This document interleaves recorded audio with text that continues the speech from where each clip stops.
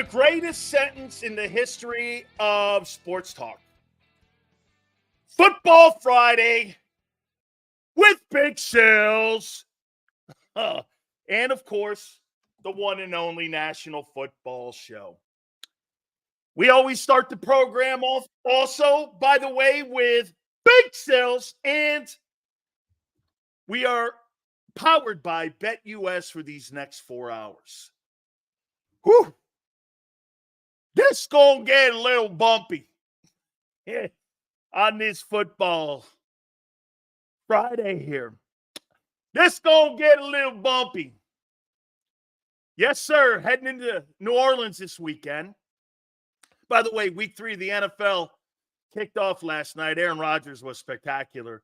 Isn't it so hard now for the pundits and the sports media dudes? I'm going to let you know about something here, and I'm going to give you the straight and skinny. Do you know why media people hate me? It's the same reason they're going to start hating on Jason Kelce and why they hate on Pat McAfee. Mike Wilbon the other day took a shot across the bow at Pat McAfee for no reason. Well, maybe if I wore a tank top and I drank beer on my show, I would be okay to say that, but I would be suspended. And I'm like, shut the fuck up, you crying ass bitch. I mean, really, I'll tell you exactly what media people today like and don't like. They like sports personalities. They don't like sports media personalities. Because just like Howie, you're playing in their sandbox. How can a guy be talented on the field and be talented in broadcasting? That can't be. That can't happen. See Jason Kelce? He shows up. He does a cool dance. He has the Italia sweat top on. He's Jason Kelce, and somebody called him a fat slob or whatever and said he was an embarrassment. I'm like, embarrassment? I thought that was dope. Finally, a media personality acting like himself and not being a fraud. I don't know. That's why Brady got better in week 2. Hey, just be yourself, dude. I learned one thing in sports broadcasting. Don't pretend to be somebody else. And be as close to yourself as you possibly can be. Because when you're that means people will resonate with you and they'll connect with you. I got people like Prince in here going, Sileo can't read. No shit. Sileo can't add. No shit. Never said I could. Well, okay. Hey, let's go have a beer at a bar. What do you think? I'm above you? Do you think that I'm supposed to be some savant sportscaster? That I'm supposed to have this insane language or this incredible knowledge of whatever and be better than you? I don't want to listen to some asshole like that. I want to listen to people that I can relate to. That's all. Hey, Stills, man, you ain't the smartest guy in the ocean. Hey, thanks for the epiphany. I mean, that's why people come here every day. You know why? I'm just like you, dude. I got the same issues as you every single day. I'm just fortunate enough to do this for 4 hours. And I'm grateful. Believe me, I'm grateful. Still has CTE. It shows. Sure. Hey, Philly 007. Okay. Sills is a Neanderthal. Okay. So is Jason Kelce. Hey, Twiz, do you think Jason Kelce is too? He's worth $100 million. Okay? That Neanderthal's worth $100 million now. I know, Samuel. Thank you, my friend. It is a football Friday here. And by the way, I fucking hate people who preach, so I don't want to preach to you here. So 24-3 last night. Aaron Rodgers looked like Aaron Rodgers, 281 in the air. How about him moving around, too? You know the first thing that the media idiots do? Oh, New England's not good. Well, they did beat Joe Burrow and the Bengals, did they not? Did they not make Joe Burrow look bad? All of a sudden now the Bengals suck. And, oh, no, hey, they're no good. I think the Bengals are still okay, 0-2, because they got that guy. Pats aren't good, I know, but they beat the Bengals. They can't be that bad. And I thought, really, Aaron Rodgers was Aaron Rodgers of 4 years ago. I think he was better than the last year, even in Green Bay. That looked like MVP Aaron Rodgers. That was a pretty good performance last night by him. The Jets defense showed up. Not that New England has anything offensively, but it just shows you week in and week out, the NFL is a different storyline. Will that be that way this weekend for the Eagles? Yet to be determined. College football weekend, but the three letters that I love, LFG. Let's go. Hit the like button here on a Football Friday. Xander will join us. Xander Kraus. I don't know what's happened to him. I'll give you something that I don't really say a lot of, because to me, people like Xander are meat. He owns the company, but in my world, broadcasting, he's meat. And you know what he's turned into? Yeah. One of the more talented people I've seen at a younger age. Do you know how many, like Joy Taylor worked for me? I schooled her into being the broadcaster she is. I worked with her. I worked with thousands of people in the media business. I want everyone to succeed, but not everybody will. Everyone has a shot at the apple, but not everyone takes that bite. Xander's getting there, man. Like it. Hey, when Big Sills shuts up and I let someone talk, and I'm not talking over them, because you know why? Sometimes you meander. I'm not going to name any people that come on the program that kind of I have to like jump in because I love them. However, sometimes you got to kind of cut the cookie up a little bit. All right. And I sit back. And so I'm really, by the way, I didn't put Xander on every day, Monday through Friday. I didn't think he was good enough. I didn't think he could replace Tone. He's not only replaced them, he's tripled the numbers. He's done a great job. 3:30 every Monday through Friday. We're proud to have him on, and he's killing it. And he's killing it on Birds 365. Jason Cole, we got to move him up in the lineup a little bit. 4 o'clock. His time is wanted, and he's on a ton of shows. I think he's actually done the Jim Rome show today. He's going to be on with us at 4 o'clock Eastern time. And then, of course, the legendary, you want to make some money? Philly Godfather will join us at 5:30. Please hit the like button. No Gardner Johnson, no A.J. Brown this weekend, it looks like. You go into the den of one of the hottest teams in the National Football League in the New Orleans Saints. Before we get into our takeaways, and by the way, I'm going to talk a little bit about what Vic Fangio said and also what Kellen Moore. I'm starting to see the difference between Vic Fangio and Kellen Moore. Kellen Moore talks like an NFL head coach. Vic Fangio talks like an old school D coach and an old school defensive coordinator. Okay? There's no doubt that guy is a lot like John Tortorella. You got two coaches in Philadelphia that kind of resemble one another. John Tortorella and Vic Fangio. If you ask a question, be prepared, because it might not be an answer you want to hear, especially if you're a player or you're somebody in the organization. You may not want to hear what he's going to say. That's how John Tortorella has always acted. I've known John Tortorella for 20 years. Recruited by Vic Fangio himself, personally. Please hit the like button. All right. Give me some scores that you think at the top before I give you my prediction for Eagles and Saints at the Superdome. Give me your prediction.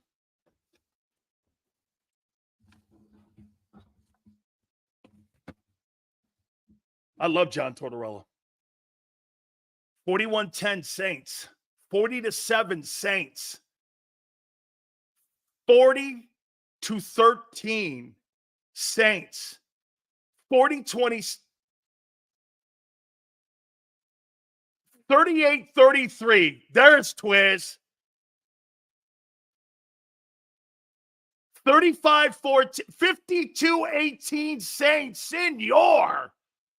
53-17. Shit. What I'm going to say doesn't matter.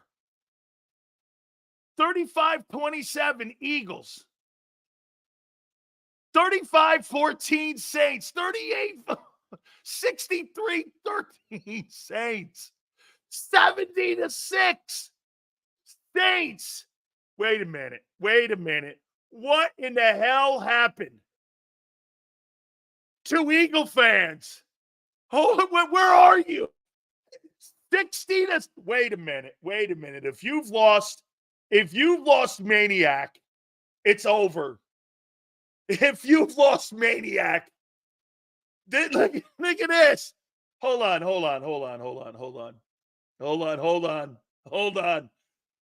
Hey, what in wait a minute here. Wait a minute. What did I see? Who said this?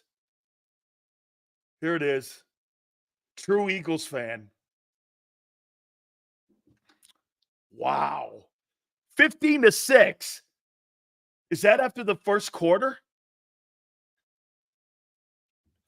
33-21.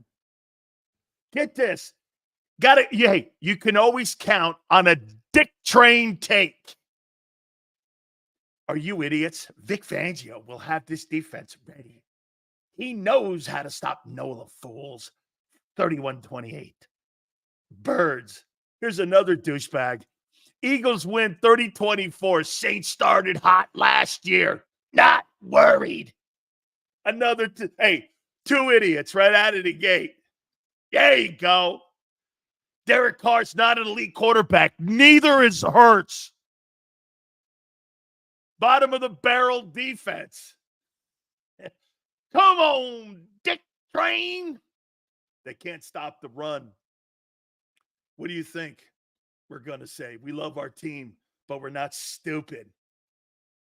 Hey, Goon, I thought maybe some of the true Eagle fans decided to bail and not tell the truth, but thanks, because you're right.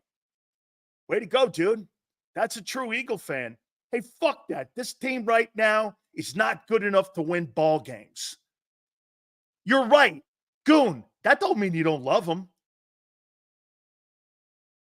Dude, my wife does stupid shit all the time. That don't mean I hate her all the time. Just, she's home, so I got to kind of be, hang in there. Hey, after 35 years of marriage, you got to know where your dinner comes from. So I got to kind of Get this. LJ says I've been wrong about everything this year, including your fucking team in the offseason, right, LJ? Once you guys give that douchebag an education and how right I was about everything I said about your fucking team.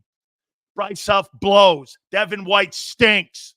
Your defense has not been addressed. Once you tell that douchebag all that, keep posting away, douchebag. There you go. How you doing? How you doing? There you go, flexing. Love my boy flexing. You're damn right. Big Sills, tell him, Reek. You were right, man. You were right. You were right. How you doing? Oh, get this. Here's this douchebag again. I said they start out 0-2. Oh, well, 1-1, and you lost to the fucking Falcons. Excuse me. I was one game off. What a dickhead. Keep posting away. Algorithm loves you, LJ. You're one of the absolute dickbags that keep the show rolling, and we can't thank you enough. With your horrific, hey, well, I'll take Nick Sirianni over Andy Reid any day. There you go, flexing. Throw LJ up a snowflake. Give him a snowflake. Hey, let's radicalize him. Seals, you think Q? Oh, God. Steph, we'll talk about that, brother. I think that is an issue, man. Okay? Welcome to the Dan Sileo Live Show. Hey, Welcome to Dick Train Hour. How you doing? I love Dick Train. This is my boy Prince, man. Man, I hate this guy and he hates me, but I love the hell out of him. I don't know what the hell I just said there. Okay? The only thing I have a problem with Prince, hey, Sills, how tall are you? I mean, really, come on, dude. Holy shit. Did you grab your nuts when you asked me how tall I was? Hey, Sills, how tall are you? I mean, come on, guy. You made me a little squeamish. Here, like LJ just said, is the Messiah. The Messiah of JAKIB Sports is about to give his prediction.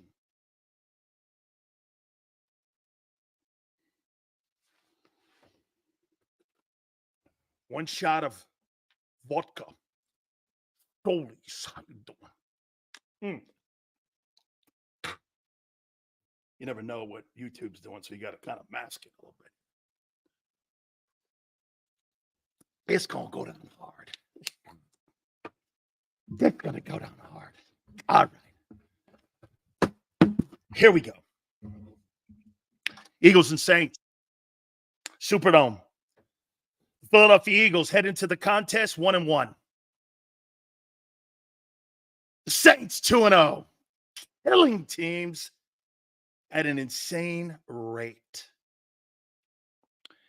Birds. Coming off a tough loss on a short work week. Monday night, heading into New Orleans. That's exactly what you want to do, baby. Get beat, heading into New Orleans with a hot Saints team. Yeah, that sounds like a good cup of tea. How you doing? All right. Already out of the gate. Look at this, 16-3-13. How many wins? Damn, I upped mine 2-9 from 7. I don't know. No A.J. Brown. No Gardner Johnson. How you doing? How you doing? Here's Joe Howe.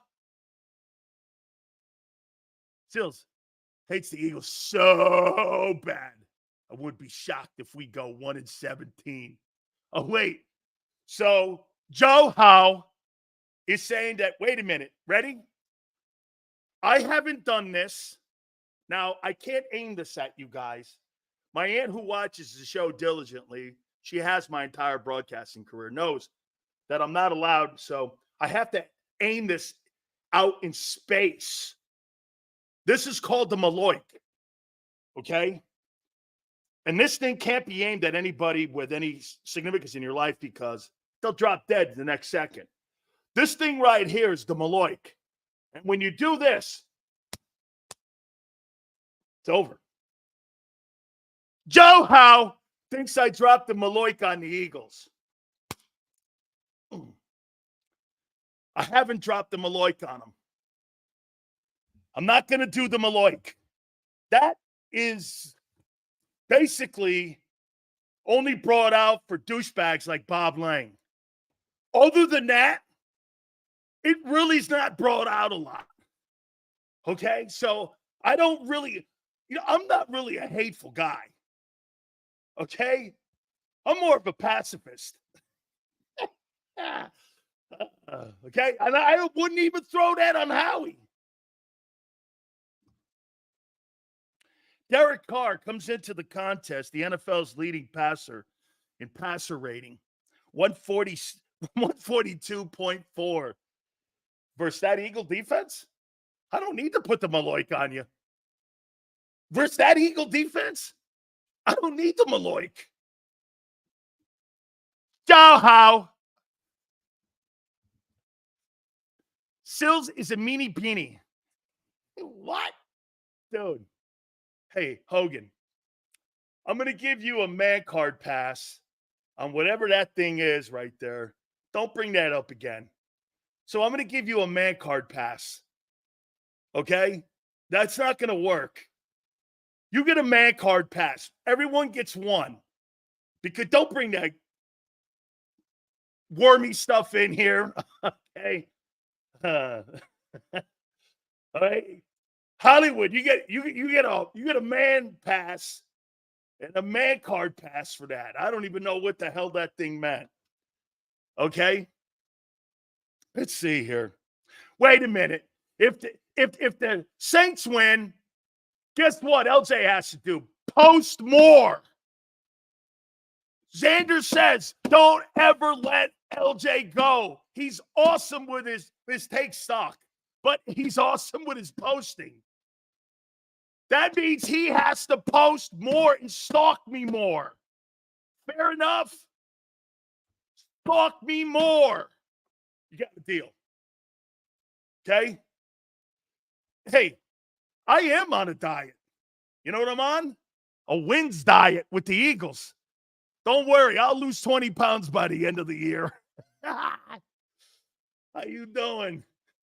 Hey, if I have to count my calories on the amount of wins the Eagles have this year, I'll be 148. Woo! All right. That kid, Clint Kubiak's doing a sensational job. Gary Kubiak's kid, man. He's really done a great job with the Saints offense. I do believe the Birds are showing a little bit more balance, but it's because of the run game with Hurts and Saquon Barkley. But they're not getting enough out of the passing game. Devontae Smith was a non-factor in that game on Monday night. When it came to winning and fear in Atlanta secondary, you think Justin Simmons and Jesse Bates feared Devontae Smith? Not in your life. A.J. Brown not only exposed the quarterback, he exposed the other guy on the other side. Hey, do you know who Devontae Smith is? He's Brandon Ayuk. Nothing wrong with that. But he's Brandon Ayuk. He's Brandon Ayuk. Brandon Ayuk's a good player, just got a ton of money. Okay? Right?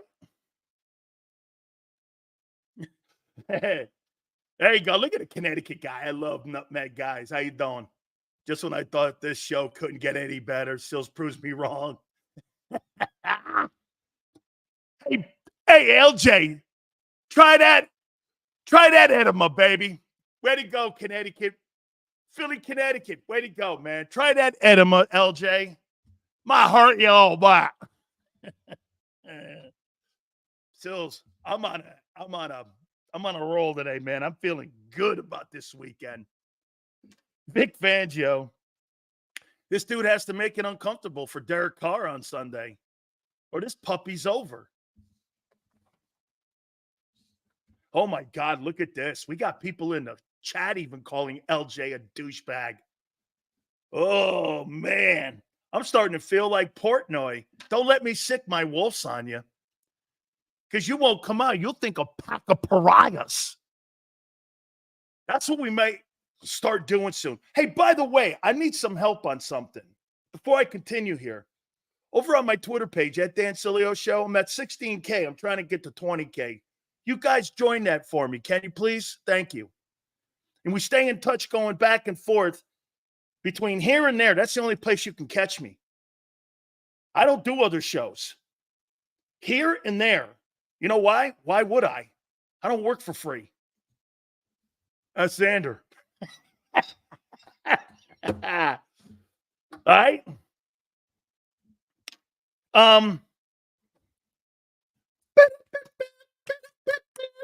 SOS, Bryce Huff, SOS. This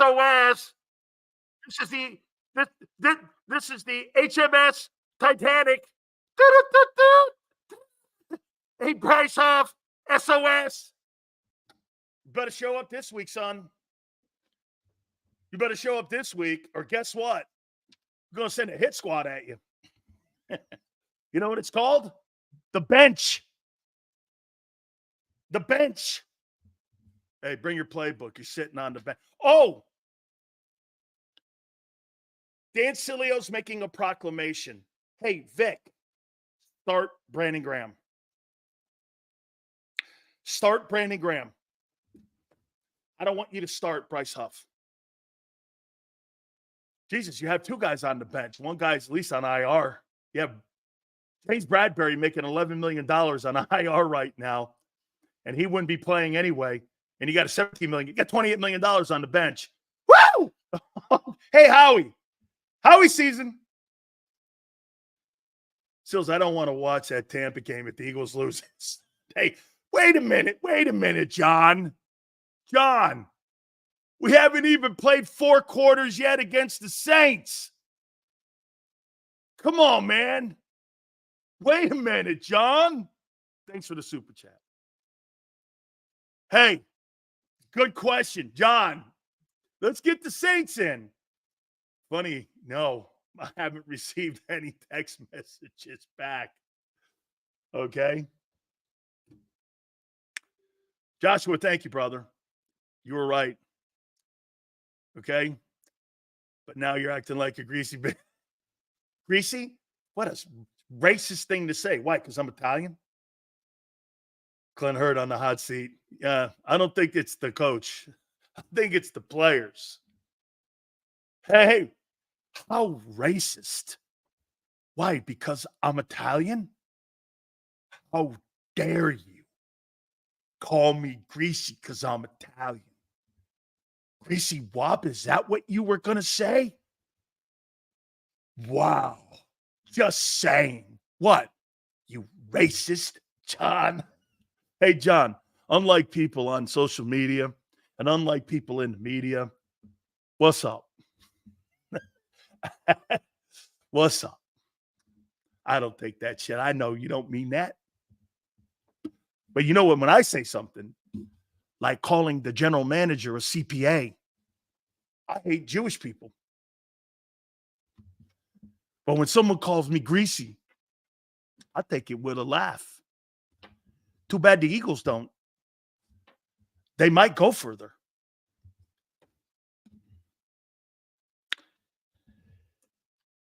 Bryce Huff, this is a show-up game. So is hey, by the way, we're going to start tagging these two guys together. Hey, Nolan Smith and Bryce Huff. You two guys are married from now on. I'm not just going to kill Bryce Huff anymore. You know why? Nolan's the 30th pick. The other guy makes $17 million. You're both in this, bro. You're captain and co-pilot. You're captain and co-pilot. You ain't getting under, you can't hide under your desk. Okay? You can't hide under your desk.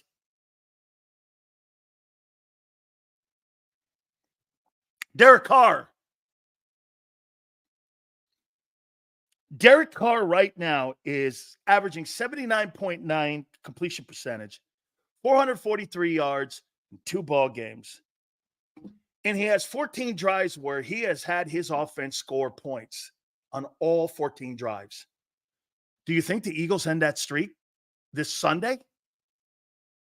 Do you guys think the Eagles end that streak of consecutive scoring drives? I'm going to say yes. I mean, right? I mean, they are going to end that streak, right? B. Costello goes, yeah.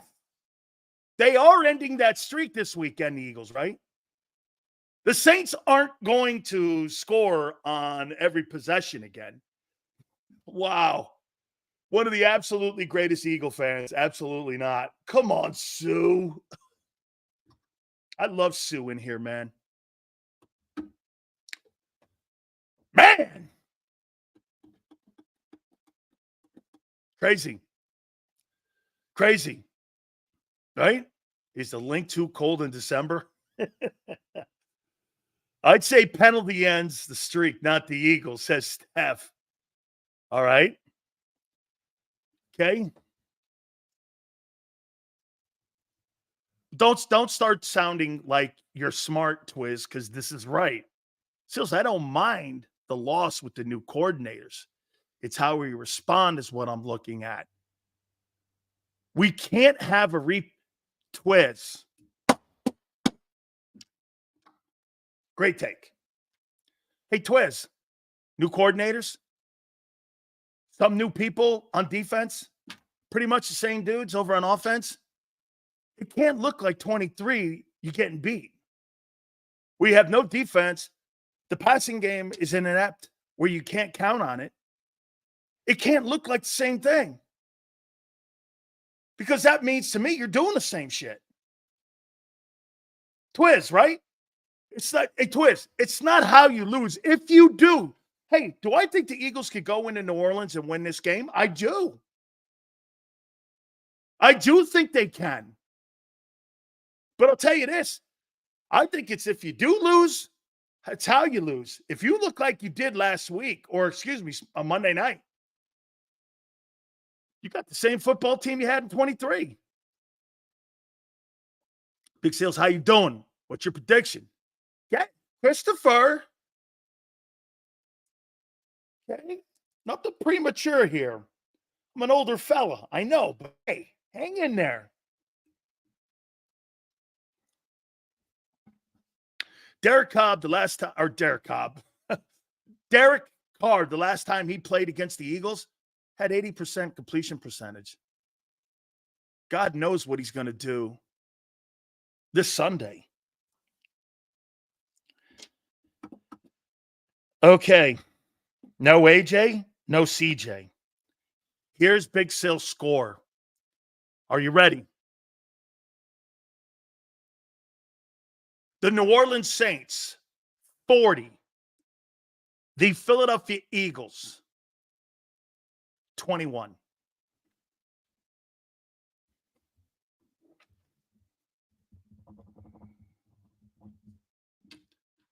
$40-21. Saints. Let me put this out there to you. Until you show me you can stop the run, why would I give you anything, give you the benefit of the doubt?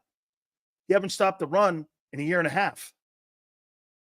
Vic said it at the press conference. What would make you think you're going to, like that, overnight?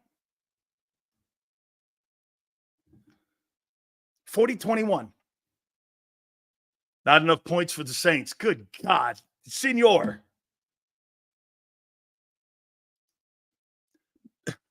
Jeez. Slay said he doesn't know gap schemes on defense. Who doesn't know gap schemes? Slay? Slay, what do you mean Slay says he doesn't know gap schemes? What's that mean? Good night almighty. 41 or 40-21 is what I have. Now we're going to get to Vic Fangio.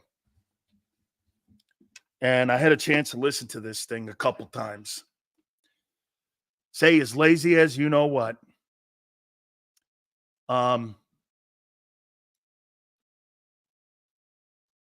We let 14 points off the board with Saquon Smith not holding onto the ball.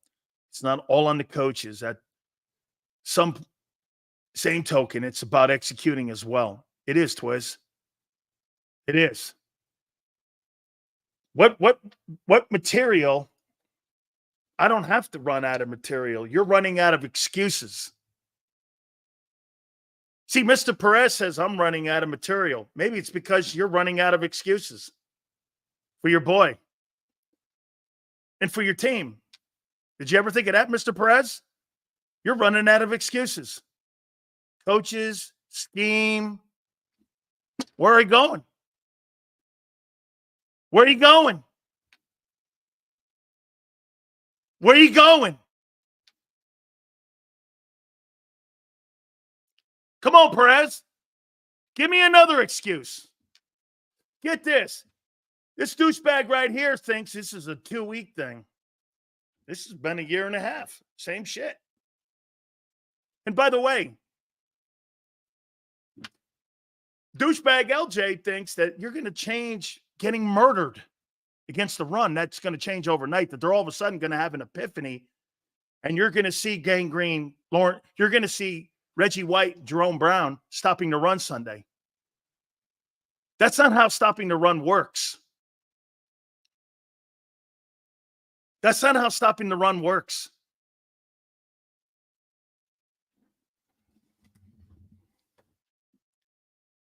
You're the worst run defense in pro football. You know what that is called? Getting your ass kicked. Pass rush? Let's talk what Vic said. I did catch Xander a little bit of Bert's 365, and John McMullen is dead on with this. Vic says he's got to do a better job of coaching. Come on, man. Coaching is not going to fix that. Coaching's not fixing that. Here, you think a hitting instructor really helped Bryce Harper get out of a slump? Or is it just a guy going back to the basics and him getting it done himself and having accountability for what he's doing? Come on, man. I appreciate Vic taking the heat for the players. That's all that is. Actually, what he's doing there is taking the heat for Howie Roseman. I've got to coach better. No, Vic, you need better players. That's code for I need better players. Get this. So wait a minute. Think about what he said there. The first thing, I got to coach better. Technique. You know what that means? He must not have players that understand technique. You're in the National Football League and you don't have players that understand technique and how to play the position. Well, that means you don't have good players. You think they're teaching technique and chop blocks in San Francisco? Not teaching that shit there. Christopher, thank you. I got to coach better? You don't have better players. That's totally on your GM. Like I told you, in the offseason, bottom line, he didn't retool your defense. He was more concerned about paying money on the offensive side. When you needed to spend money, you gave a guy a contract extension. They had 2 years remaining on his contract, but you didn't want him crying and bitching. So you appeased AJ and you sacrificed the defense. Xander disagreed with me on that. How you feeling now about that D? You'll say this, Sills, are you saying that the money they paid AJ is reflecting on a defense? Yeah. Why didn't you sign Brian Burns? That was more of a need than giving AJ Brown a contract extension. He had 2 years remaining on his deal. You had 2 years remaining. You didn't have to address that thing. Why? Because the other idiots in the NFL addressed those wide receiver needs? The good teams with good quarterbacks, you know how they addressed it? They got rid of the receivers. That's how they addressed it. Hey, we need to make Josh Allen a better quarterback. Let's trade Stephon Diggs. What?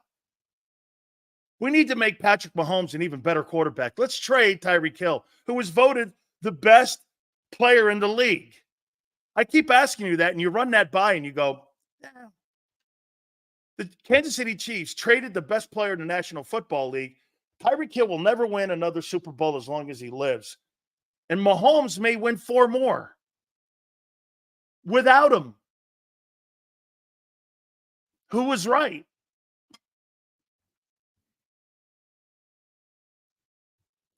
After seeing Rodgers last night, it's clear that our best shot at a Super Bowl is returning to Steichen's offense, even if it shortens Hurts' career.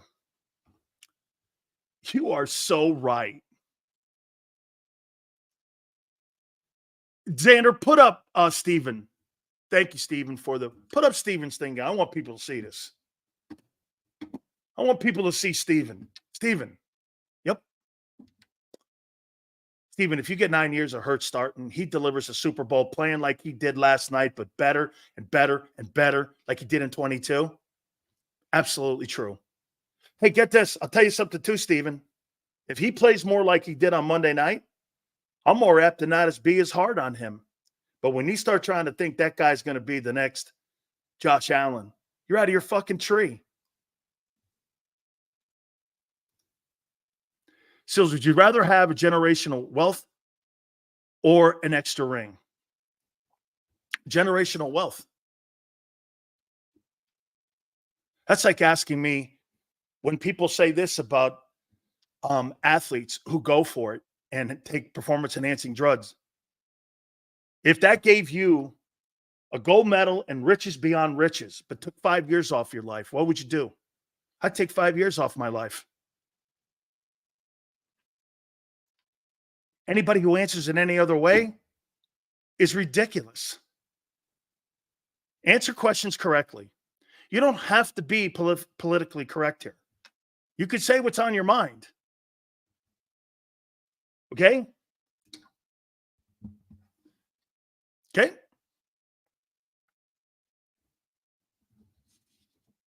Zach Bond. He's never, get this, you got a linebacker. JB, what are you talking about? I talk about what the coaches talk about every day in their press conferences. This guy's another idiot. You know why it sounds like the same thing to you? Because you're doing the same shit. You're losing and you're getting murdered on defense.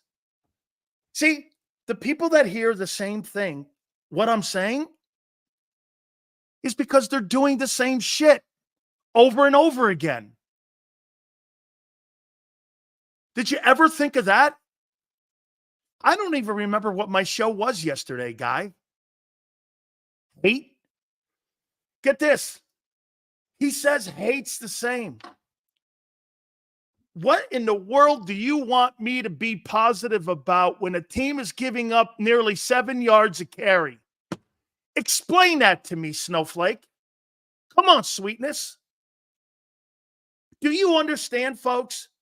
Every 2 times that a football team carries the ball against your Eagles, they're gaining 14 yards a carry. Or 14 yards every 2 carries. He says that's hate.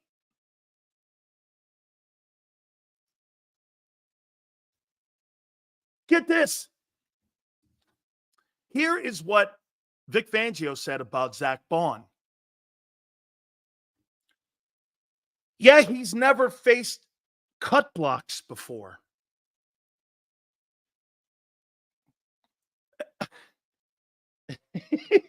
I faced cut blocks when I was 10 years old.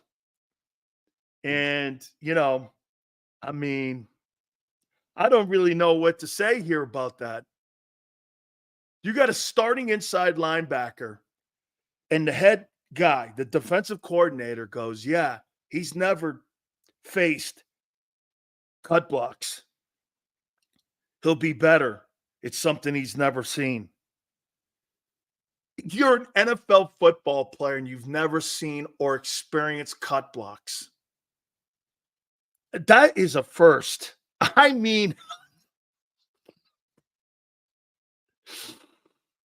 oh my God. I know I've never heard that. I have never heard that. An NFL inside linebacker says, and the coordinator goes, he's never faced cut blocks.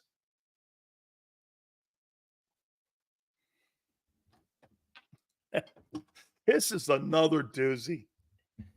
Asked about Devin White. Yeah, he's ready and available. I got to check these off to make sure that I don't go back over them for that dickhead JB. Hang on. I want to make sure. And plus, I don't want to laugh out loud again. This is really great. Guys, please hit the like button. You surely have to be entertained, as Maximus would say. This is brutal. Boy, Vic Fangio, man, they should not put him. Hey, they should not put Vic Fangio behind a mic. It's not helping. It's not helping. He was asked about changes. He goes, not wholesale changes. I'm not sure what that means. You don't have anybody to change to. He believes they have the talent up front.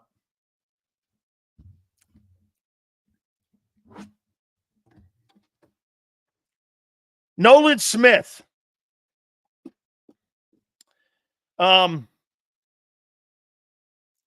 He's got to play the run better. No shit. And you know what he said about Nolan Smith? He sees positive signs. You mean like when BJ knocked his teeth out? Oh, man. Vic, you're getting caught in the Howie web of lies, like Dick Train would say. Hey, Dick Train, got one for you here. Vic Fangio says that Nolan Smith's improving. He just has to play the run better. Who's lying, me or him? Me? Did you see Bijan Robinson knock his teeth out?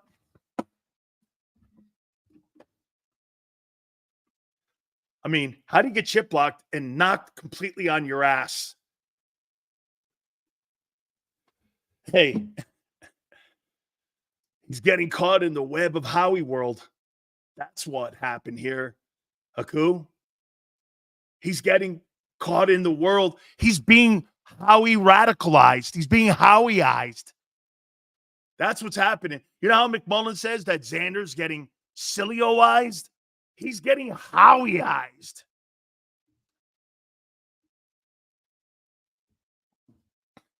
Here's another doozy. Huff.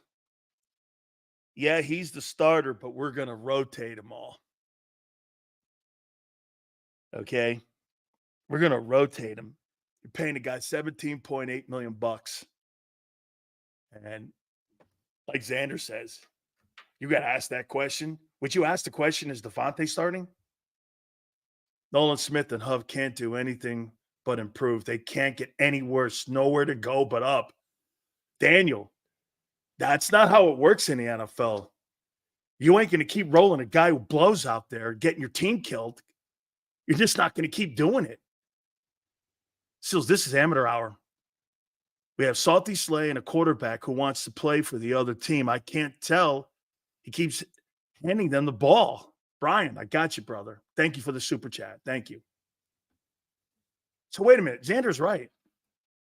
You got to ask the defensive coordinator if Bryce Huff is starting.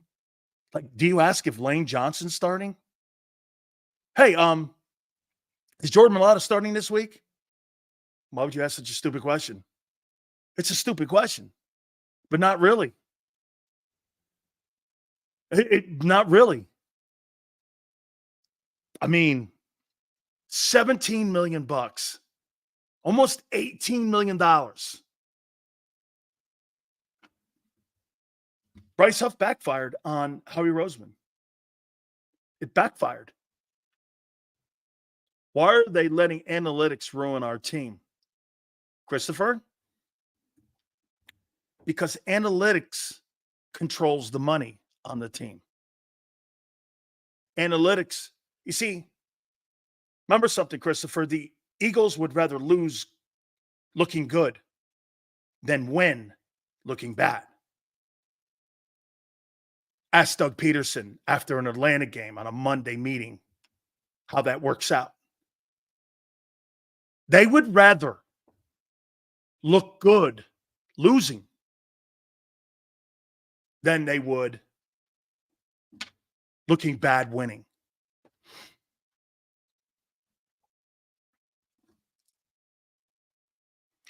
That's an observation. And that is a take. He's in rotation. So wait, Bryce Huff is in rotation with a 57-year-old Brandon Graham, Nolan Smith, Bryce Huff. That's the rotation? That rotation could barely start at Temple.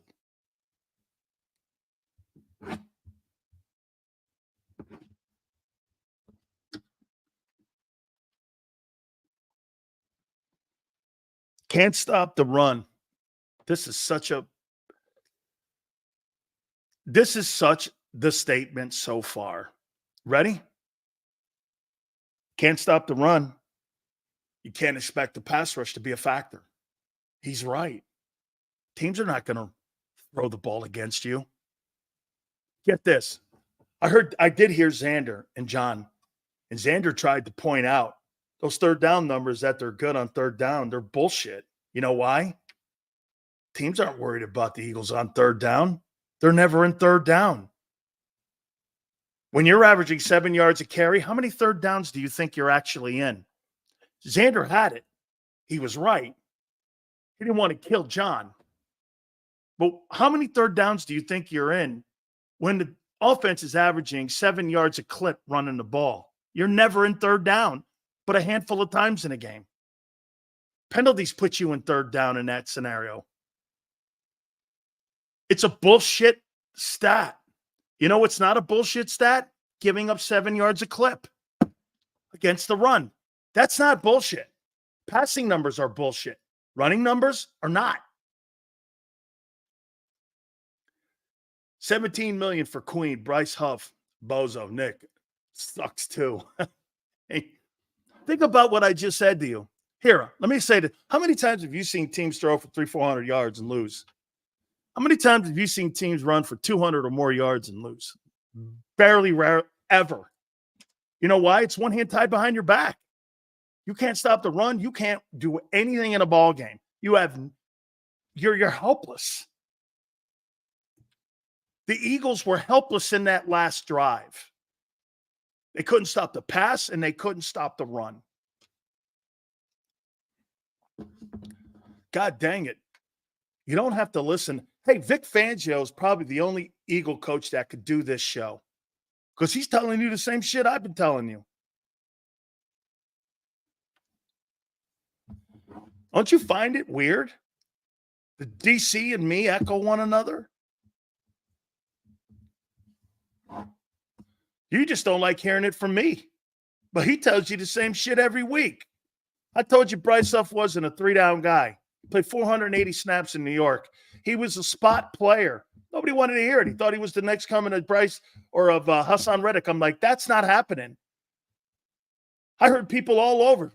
Philadelphia media all over. Reddick will be easily replaced by Huff. I'm like, that's not happening. That's not happening. His production is gone. You know what? Hey, wait a minute. Here's to the point. Why do you think Bryce Huff's production has gone down? Any ideas?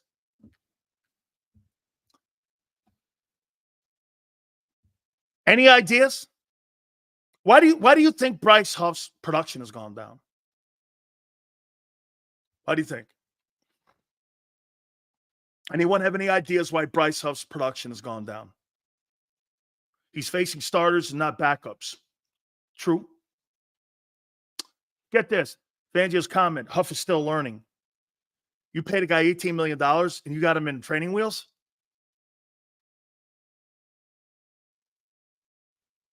Jets had better players next to him. Maybe some of that. Hey, Sil Sirianni's creamy Alfredo. God, has gone sour. Not enough redness in the pasta place game. There's some coolness to that. Analytics a joke. Last time I checked, Oakland A's haven't won shit. Analytics didn't tell you if the player doesn't have technique or he has the shits. I completely agree, G-Fish. Analytics, when applied, you use applied analytics. You don't run your entire scheme off of analytics. Okay? Conditioning, that's some of it, Matt. Play volume. He's playing more plays.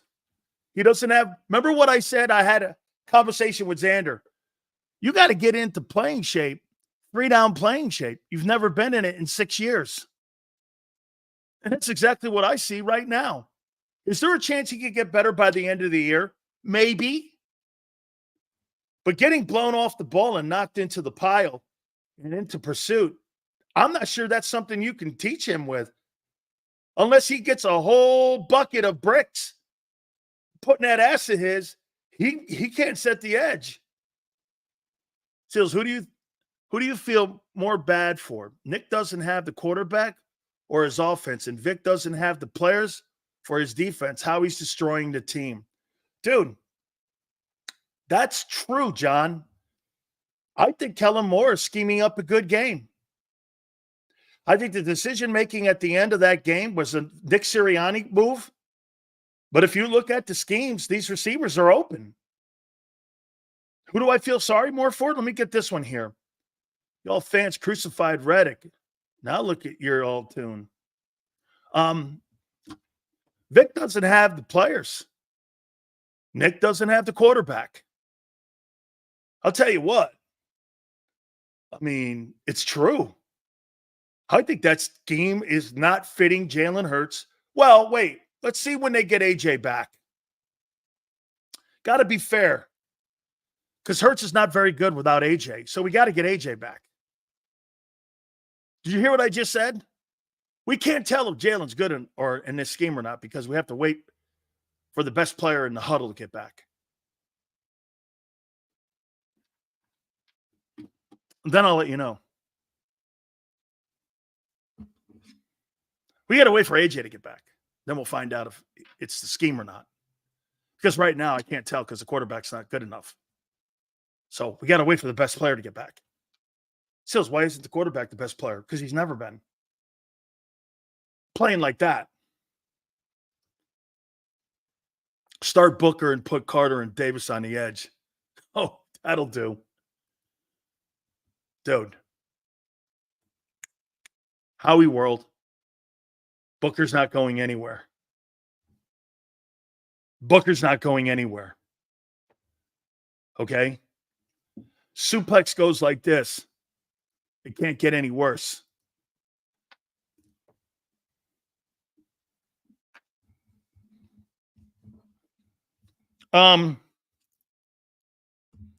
Gave up too many chunk yards at the end of the game. Says that's his fault.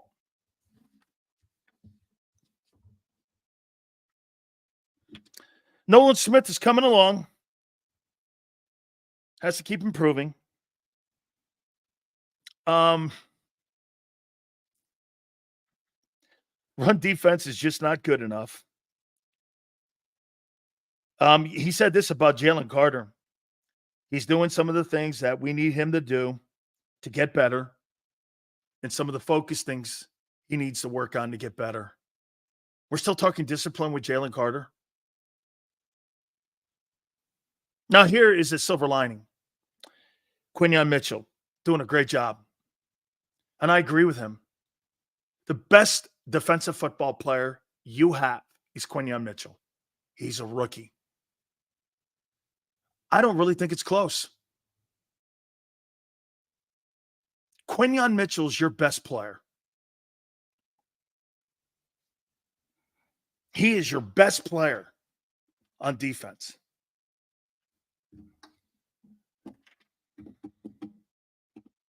He said this, and he brought up a stat that I don't even know why the Philadelphia media even addressed.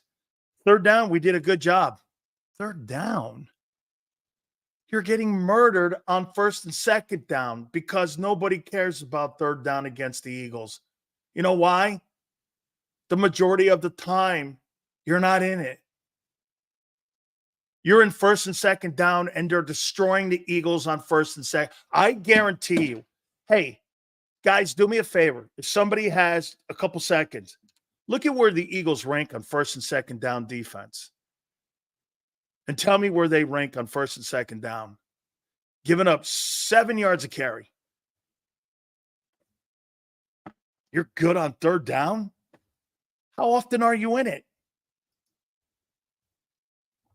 Us fans don't trust our team anymore. After last season, it's that simple. Front office runs everything. We have a lame duck coach. It's a long season. This weekend's going to determine a lot. Tank, is that true? You're 25th on first down.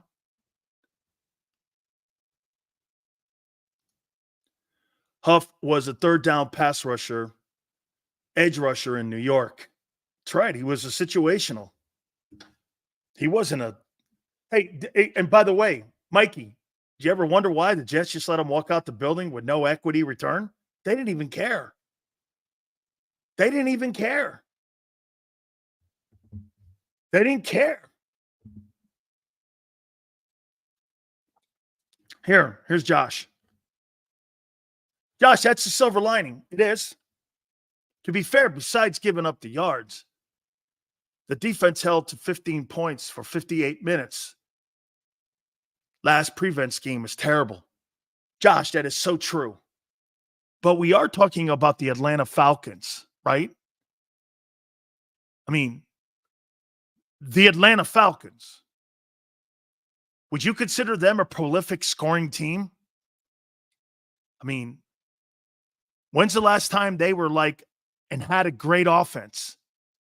Let's not forget who you played. I mean, it was Atlanta. You think Atlanta's offense is great?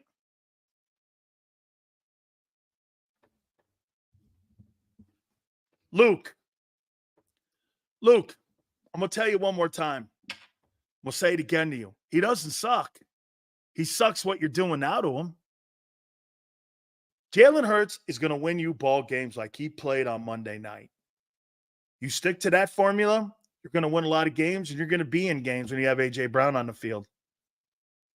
And if you get to the playoffs and you have all your components, depending on what the other teams look like, the war of attrition, let's not forget about something. Remember when you went to the Super Bowl, you played a shitty New York Giants team. You turned around and you played the 49ers in the NFC title game. Purdy got hurt immediately in that game. And you were playing Christian McCaffrey by the end of the game at quarterback. So you didn't really get a great test of how good that team was. The test came in the Super Bowl. Hurts had all the pieces in that Super Bowl. But what's been the common denominator with Hurts since that Super Bowl? They're not playing him like they did in that Super Bowl. And when he doesn't have all the pieces in the huddle, he's not that guy. That's why you're going to get inconsistent play. That's why you get inconsistent play in Baltimore. That style of play is not consistent. That's why pocket passers are consistent. You know what they're going to do. Yeah, and the turnovers added to this conversation. Absolutely. You know what? There are so many things that have to go right for the Eagle offense to win.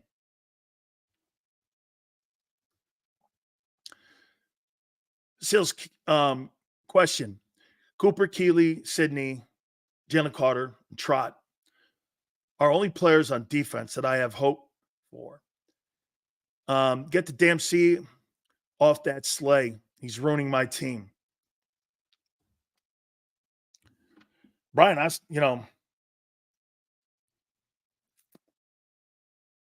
Vic's not going to play them young guys like that. He's just not.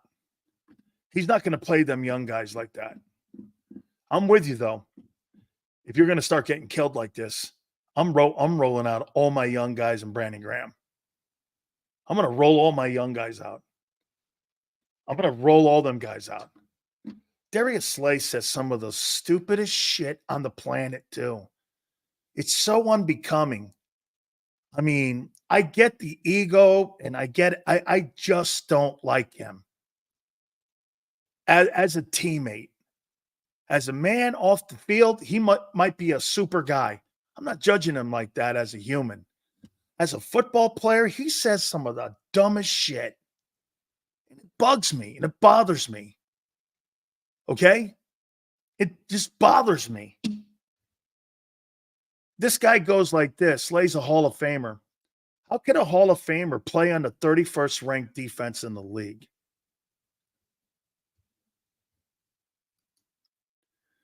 25th versus rush, 27th versus pass, 30th in total defense, total yards. That's your Eagle defense. Heading into New Orleans, the hottest team in the league.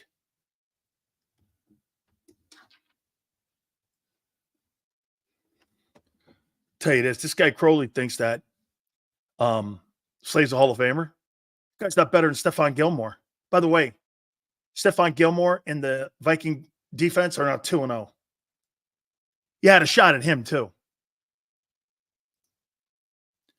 Says, I'm a former collegiate athlete, and listen to a coach like Nick is boring and vomiting. These players don't enjoy playing for him. Explosion soon. Thanks, Joseph. Appreciate it. Love that people that have laced it up. I don't give a shit what level it is. Howie Vision.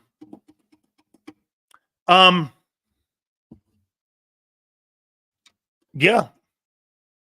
So do I take away from Vic's comments? He's trying to take the blame for the players' inability to play, cover for Howie. When you have to say that Nolan Smith, the 30th pick in the draft, is coming along, Bryce Huff is learning a new position, you have to answer whether Huff is a starter or not. And you have to ask the question whether your 13th and 9th pick in the draft can stop the run or not. I don't know. I mean, has your defense been addressed? Let me go back to a question I asked all of you. I got pushback from everybody, including people on my network. Do you think Howie Roseman addressed the defensive issues from a year ago?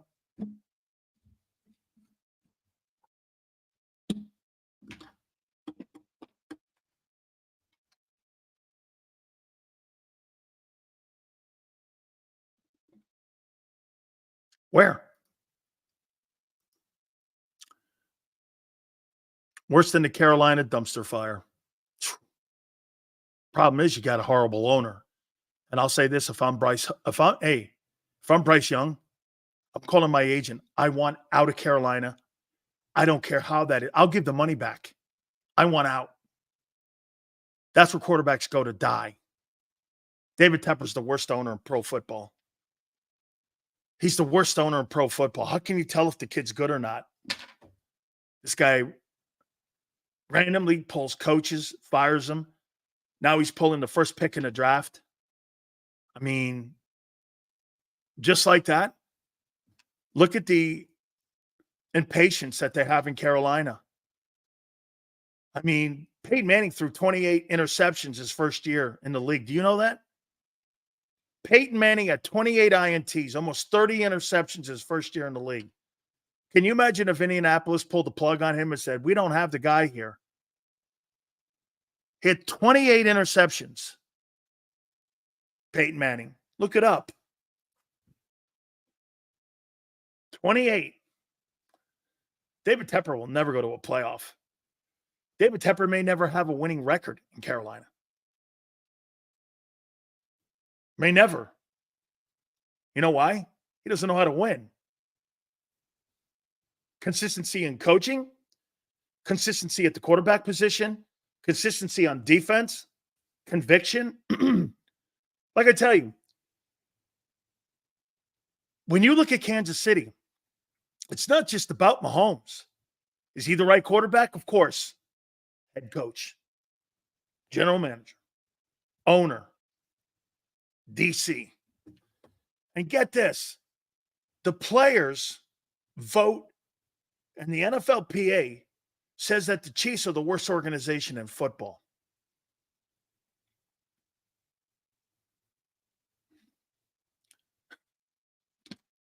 And they give the Eagles an A+.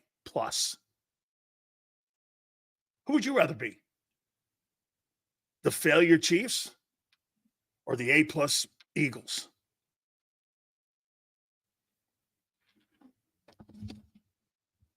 So we don't have the nicest sofas and smoothie machines. We don't make things comfortable for the players by not playing them in the exhibition season. Like Kansas City does. We don't have the newest stadium like Philly does. Trying to get old Arrowhead retrofit. Our lockers are about 25 years outdated. Nothing like some of the nice places you see in the league today. But I'll tell you what they are. They're hungry. And they win. Kansas City's really always won.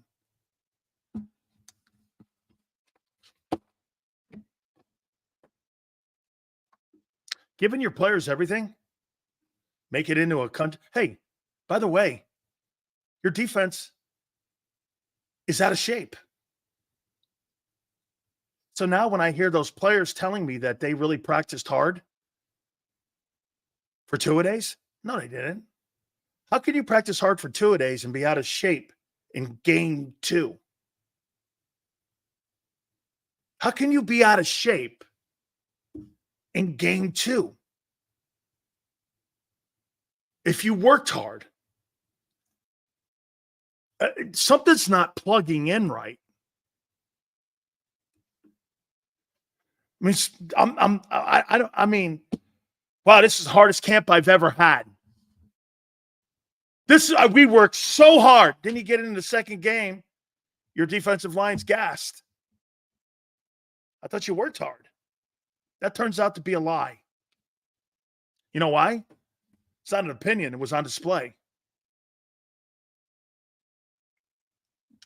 You see that, what I just said? It's not a Dan Sileo opinion that they worked hard, and you watch them in game 2 and you go like this. Well, they're out of shape.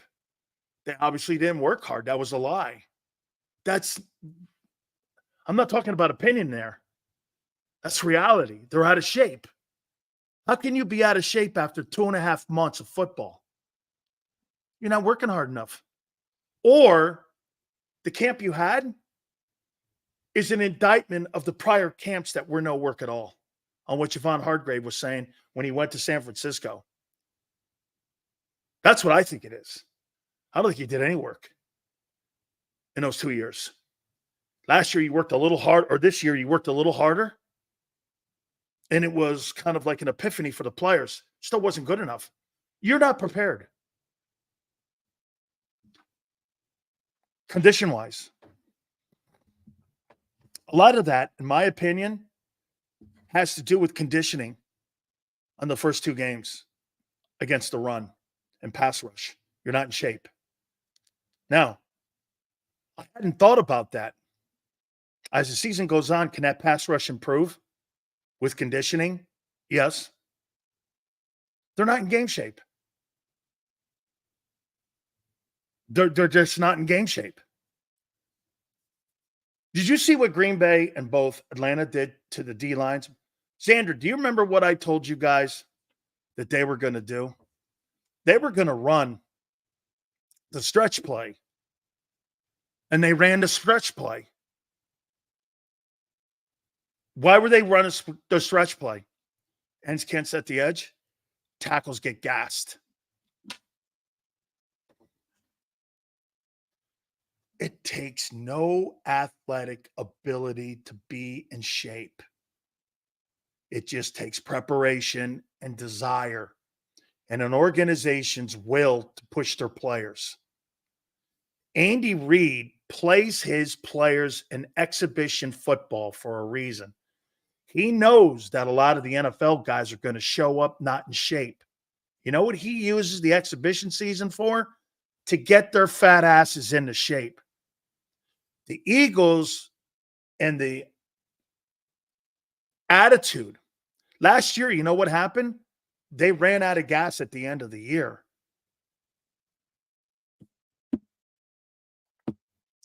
You either run out of gas, you're either not ready, or you run out of gas if you're not in good conditioning. Well, hey, Professor goes like this. Sills, I think the Saints are in great shape. Yeah, when you put up almost 100 points in 2 games, that's a lot of running, my friend.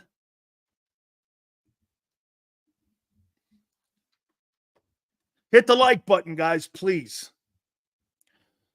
Let's get to Kellen Moore. Kellen Moore's starting to sound more like Nick Sirianni every day. 3rd down call, missed opportunity. Okay, what does that mean? I don't know yet with Kellen Moore.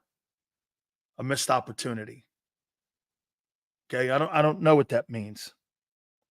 He said there's a lot of work situationally during the week that he and Nick go over with his coaches and with Nick, and they play the war games. So explain this to me. Where in the world did you come up with the idea that you thought not having AJ and the words, by the way, I went back and listened to Nick Sirianni's interview the other day. So this guy worked about 300 to 500 words into explaining the fourth down field goal. I got lost in translation. I don't know what the fuck he was talking about. He used a 500-word salad to try to explain and over-explain why the fourth down decision was made or the field goal decision was made. I was like, what are you saying? It's all over the place. There's no clarity. Guy asked Mike Tomlin, why didn't that guy go back into a game? Well, because he jumped off sides 3 times. Next question. That's clarity. Or when Vic answers a question, he's not good enough yet.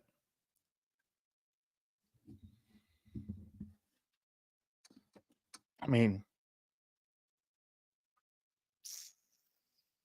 he said Britton Covey was awesome, Kellamore. 6 catches for 21 yards, 23 yards. I'm trying to figure that one out still. Why would you throw 6 passes for such a limited amount of yardage that meant nothing in the game? To make Jalen feel comfortable? I mean, honestly, take Britton Covey's completions away. They were irrelevant. There's your game, the rest of them. Britton Covey, 6 catches, 23 yards. You could erase those 6. They were nothing. They were 0-calorie yards.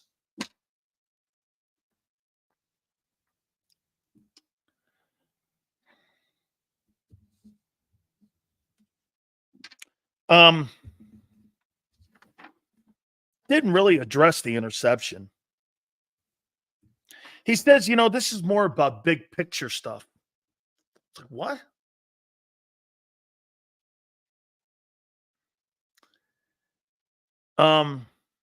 He says that, we wanted to give a guy an opportunity, Devontae Smith, at an explosion play. You hadn't had one all game. You're going to do it with seconds left in the game? You're looking for an explosion play, and you hadn't had one all game. Kind of a funny place to look for an explosion play when they're playing prevent defense. You tried for an explosion play in a prevent defense. And you talk these situations out Tuesday, Wednesday, and Thursday. Now you've got a New Orleans team that's red hot.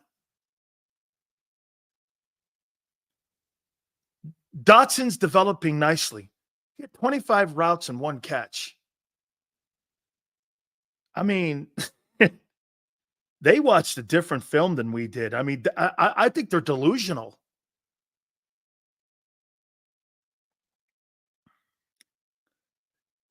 Climbing the pocket.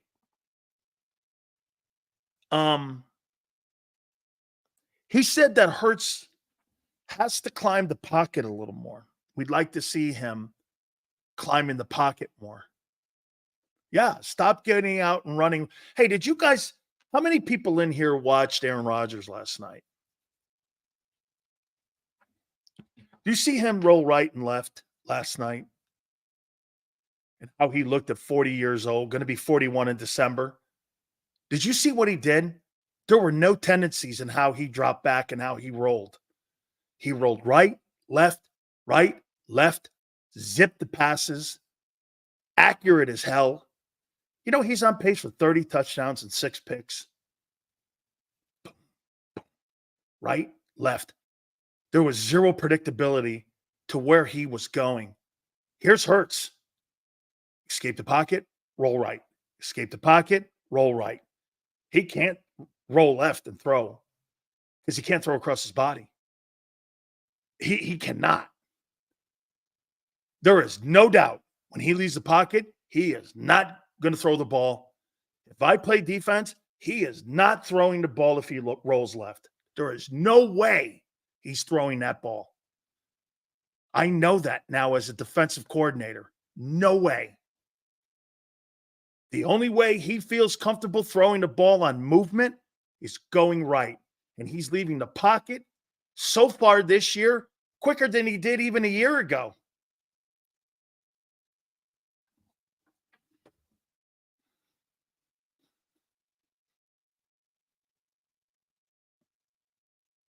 Kellen's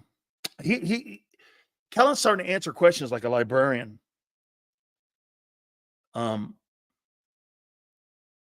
Get this. He said something at the end of the whole thing. He goes, yeah, the analytics tells us that this is this, and we need to, have more this installed. Went to the analytics again. There is no doubt my assessment, and this is my opinion, they don't apply an analytics when needed. That organization builds off of analytics everything they do, from drafting to game planning to the kind of coaches they hire to the type of schemes they play. Every single thing they do is based off that Julian Laurie office and that department. Everything is based off of analytics. There's nothing gut or there's nothing football-wise related to anything that the Eagles do to prepare. You're going to get right on a lot of things analytically. It's why they win. But you're not going to win championships with analytics directing your organization. I realized that, and I had an epiphany on it last night. The scouting department is run by analytics. The game plan is run by analytics. The coaching hires are run by analytics. The type of scheme they want is analytics. They don't apply it when they need it. They formulate their entire organization's blueprint off it. There's no coaching involved in it. There's no talent evaluating involved in it. That's why you hire and you sign people like Jordan Davis. You know who the greatest example of what I just said is? Jordan Davis and Nolan Smith. They're analytic people's dreams. 4'7", 840, 6'6", 350 pounds. Other guy runs a 4'4", jumped out of the building when it came to his vertical, looked like a superstar at the combines. Put him on a football field, they're lost. Same thing with Kobe Dean. You're not, you know why they couldn't take TJ Edwards? Because TJ Edwards is against everything analytics. He wasn't drafted. He wasn't fast. He wasn't strong. He wasn't a superstar in college. All the things that analytics and the department that goes against their theories. TJ Edwards is exactly everything that is against that front office and how they operate. Edwards contradicts it. You signed him as a UDFA too. And when they looked at him, they went, well, he's not our kind of guy. I didn't realize it until last night, what I just said.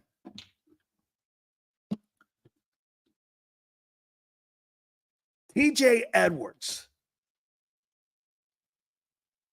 is the kryptonite to the Eagle analytics theory of how you build a team.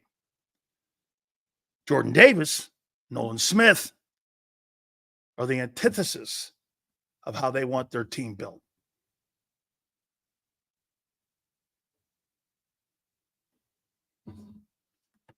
That's reality. Am I wrong?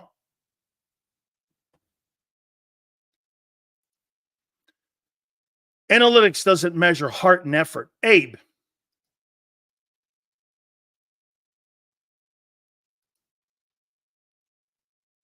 Prince knows he has the talent. Prince, you have the talent to win.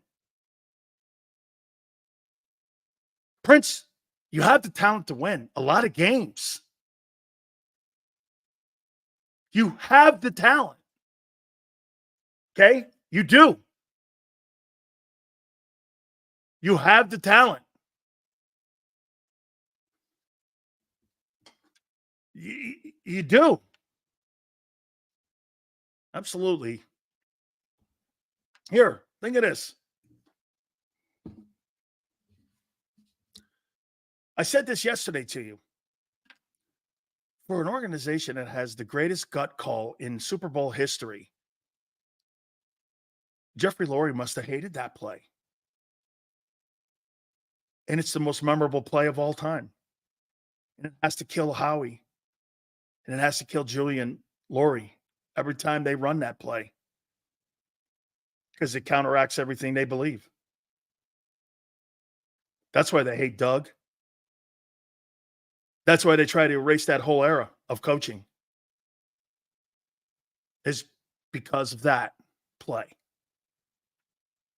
That play embodies the Eagles and their fan base. Underdogs, hard work, doubting, and delivered. And now Gannon is proving it too. Look at Perez here. He thinks I'm full of shit. Do you guys? Biz doesn't believe that.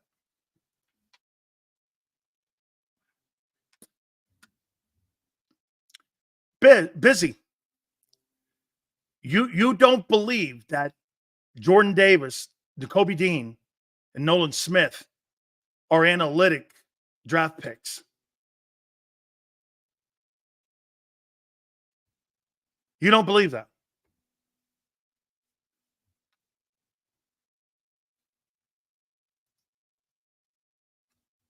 You don't believe those guys are analytic picks. Let me ask you this.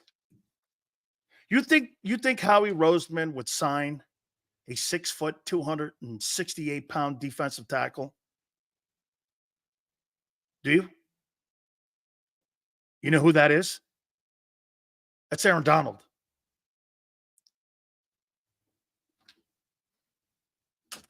Aaron Donald's 6 foot, 270.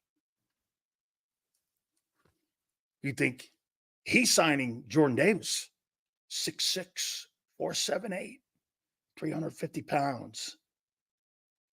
You think he's going to look at a guy out of Pitt and go 6 feet, 270? He counteracts everything we believe in analytically. He's not big. He's not tall. He's just the greatest pass rushing 3 technique of all time. Did you do that on Justin Jefferson too? What analytics gave you that with Rager over Jefferson? I'm curious. I'd like to know that conversation. I wish I could talk to somebody who was in the building at that moment. Big Sills, what's your take on the red zone defense? I actually think it's pretty good. It could be a factor in the long run. What do you think? If you're trying to tell me you believe that they played well in the red zone against the Falcons, let's not make the Falcons out to be one of the top 4 teams in the league. They're a decent team. But I wouldn't sit here and you got to remember what we're talking about here. The Atlanta Falcons, you're making these guys sound like they're the Chiefs.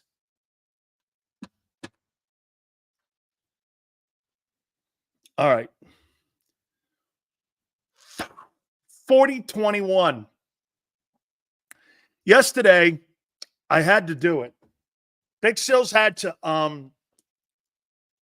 Sileo-wise once again Xander Krause because he was trying to come in here with his bullshit with Mr. Happy. I'm sure there's something green on with him today. I haven't seen him yet. So I'm sure that he's going to be all jacked up, ready to rock and roll. The co-host of Birds 365, a man, let me just say this to you too, who wants the Eagles to win on Sunday. He wants them to win. I know he does. Angelo Cataldi wants them to win. Our good friend who works with John McMullen, they do a great job. Big Z, Xander Krause. What's up, Big Sills? What's up? Eagles shirt on too, man. He's ready to roll. What's up, JAKIB Nation? Oh, boy. What'd you make of what I just got through saying that this thing here, coaches, player evaluation, scheme, game plan, all analytics? Yeah, I mean, it's Philly. We're run by bookworms, brother. That's the reality here in Philly. But I don't know. It's worked in some moments. I just think we've taken the human element out of the game way too much. But a lot of people push back. It's not just it's very prominent in Philly, but it's also a problem I think across really a lot of sports. Oh, yes. Yeah, especially in football. But Philly, they take it to a new level with everything. So, um, All right, that's Xander. what it is. Eagles Saints going to New Orleans, one of the hardest places to play. It's a tough battle this weekend, Sills. What do you got? You want me to give the prediction now? I gave it on Birds 365. No. I want you to give the score at the end as you Yeah, because I gave the prediction on Birds 365. So for anybody who caught that great show this morning, 8 to 10, Monday through Friday, Birds 365 with John McMullen and myself, we did give our predictions out this morning. Look, this is an uphill battle, man. I mean, you're playing a team at really – it's not that I think the Saints are this great team. It's that I think you're not playing them at a great spot, right? They're red hot and they haven't come back to reality yet. And we're not in rhythm at all from a defensive standpoint. A.J. Brown's obviously out with the hamstring. Looks like now C.J. Gardner-Johnson might miss this game, just 2 days away. He didn't practice today. It's just not a good spot for the Philadelphia Eagles. And you're traveling down to New Orleans, coming off a short week with a Monday night game where you really looked like crap. So, especially defensively. So it's just a tough spot right now. This Saints team, I do think they've been slept on a little bit. They're definitely a solid team, and they're playing good football right now. I mean, look, confidence is a thing in the NFL. They just throttled the Dallas Cowboys. We've talked about it, right? Put up a 40 burger on the Cowboys in Arlington. So it's a tough look. This is an uphill battle. Every Eagle fan knows that coming into this game. It doesn't really look great. I'll be honest. I'll tip the hand on my prediction. I don't think it's going to be a great game for the Eagles because they just have too much to fix. I mean, did you hear Vic Fangio yesterday? Oh, don't expect a sack until we can fix the run. And everybody in Philly loves blaming the coaches, and I get it. But you want Vic Fangio to go out there and stop the damn run? We need the guys on the defensive line to step up. We need the $17 million edge rusher to set the edge. You need Jalen Carter and Jordan Davis to step up. So, it's an uphill battle. Tony Allen puts Rashid Shaheed 3 TDs. Tony, that guy can play, man. And that guy is fast. He's a burner, and he'll take the top off of defense. So, add in Alvin Kamara, who, if he gets going, he's going to set up the play action pass. Whew. And then you have Chris Olave coming across the middle probably a lot. It's going to be an uphill battle, no doubt. I mean, it's going to be an uphill battle. This is a tough spot for this Eagles team, but part of me wants to remain optimistic as much as I can, but I listen to Big Sills and I get Sileo-ized, and I read my great friends in the chat who support this channel that I love very much. And look, a lot of them are split right now. Eagles Nation is split right now. It is. A lot of people are like ready to sound the alarms, and I was there because I thought Monday night's game was not only. I mean, I know you lost the nail biter, but it was just ugly. It didn't look like there was a lot you could fix. There's just no answers, right? It's just right. There's no answers. I love what you just said. It didn't look like there were answers that were going to be fixed later in the year. Right, and I think that's where a lot of Eagle fans are struggling with that because, you want to believe in a team. It's week 2, man. We waited all off season for this, and we're not gonna mail it in on September 20th. Big Sills, are we? Don't you agree, Xander? I think the reason why people are more pissed off earlier than they would be because it is only 2 games. Don't you think it's because it resembles 23 and how they're getting beat? Well, they are 2-9 and 2-7 in their last 9 games. So it looks the same to people, and I think they're looking at it that way. Look, and I think the offense is still a problem as well. I've continued to say that, and not many like that take, but everybody wants to go to the defense. And I get it because the defense is very easy to criticize, especially this dumb bend but don't break. The whole city is fed up with it, Sills. They really are. I mean, look, even when we were 70 sacks, top 5 or top 7 defense, whatever we were with Jonathan Gannon, fans hated it because we just don't like watching it. It's not our identity. So, but it did work in 2022. And, maybe that's why we got to the damn Super Bowl that year, is because our defense did work. Say what you want about Jonathan Gannon. But, my sights are on the offense too, man. You put up 21 points last week versus the Falcons. Last year in the playoffs, you put up 9 points in the playoffs. I mean, this offense has to step up. They got this team, even without A.J. Brown, most quarterbacks in the league would kill for an offense like we have, with a top 5 O-line, a star running back, Devontae Smith and Dallas Goedert. I mean, that's more than most quarterbacks have to work with. So I really am done with these excuses of, A.J. Brown didn't play, so, let's just give the entire offense a pat. Why? You have to wait for the best player in the huddle to get back in there, because you know why? Well, it's you're not really going to get a sense what this offense is until the best player's back in the huddle. So you got to hang in there, because, the quarterback is not going to carry you. So you got to wait for AJ to get back before you can make an assessment on Kellen. You know how sorry that sounds? By the way, Ed Moraes, you know what God is backwards? It's dog. When you say Hurts is God, try it in a mirror. It's dog. He's a dog. M. Reyes. I think M. Reyes is the one who just sent me some banging t-shirt ideas for big sales. Yeah. So I'm working on them. I got a lot. Reyes, well, I want to let everybody know dog. there's a lot in the pipe right now coming up with JAKIB. I got some big ideas coming up. We're just getting started, baby. Hey. So for those enjoying the content, enjoying the show, enjoying the entertainment, we're just getting cooking, baby. Cooking with gas here on JAKIB. So a lot of exciting things to look forward to. Appreciate the fan base that makes it all possible. Absolutely, man. Hit the like button. You guys are killing it. I'm pissed because we, the fans, deserve better. God no doubt, right. man.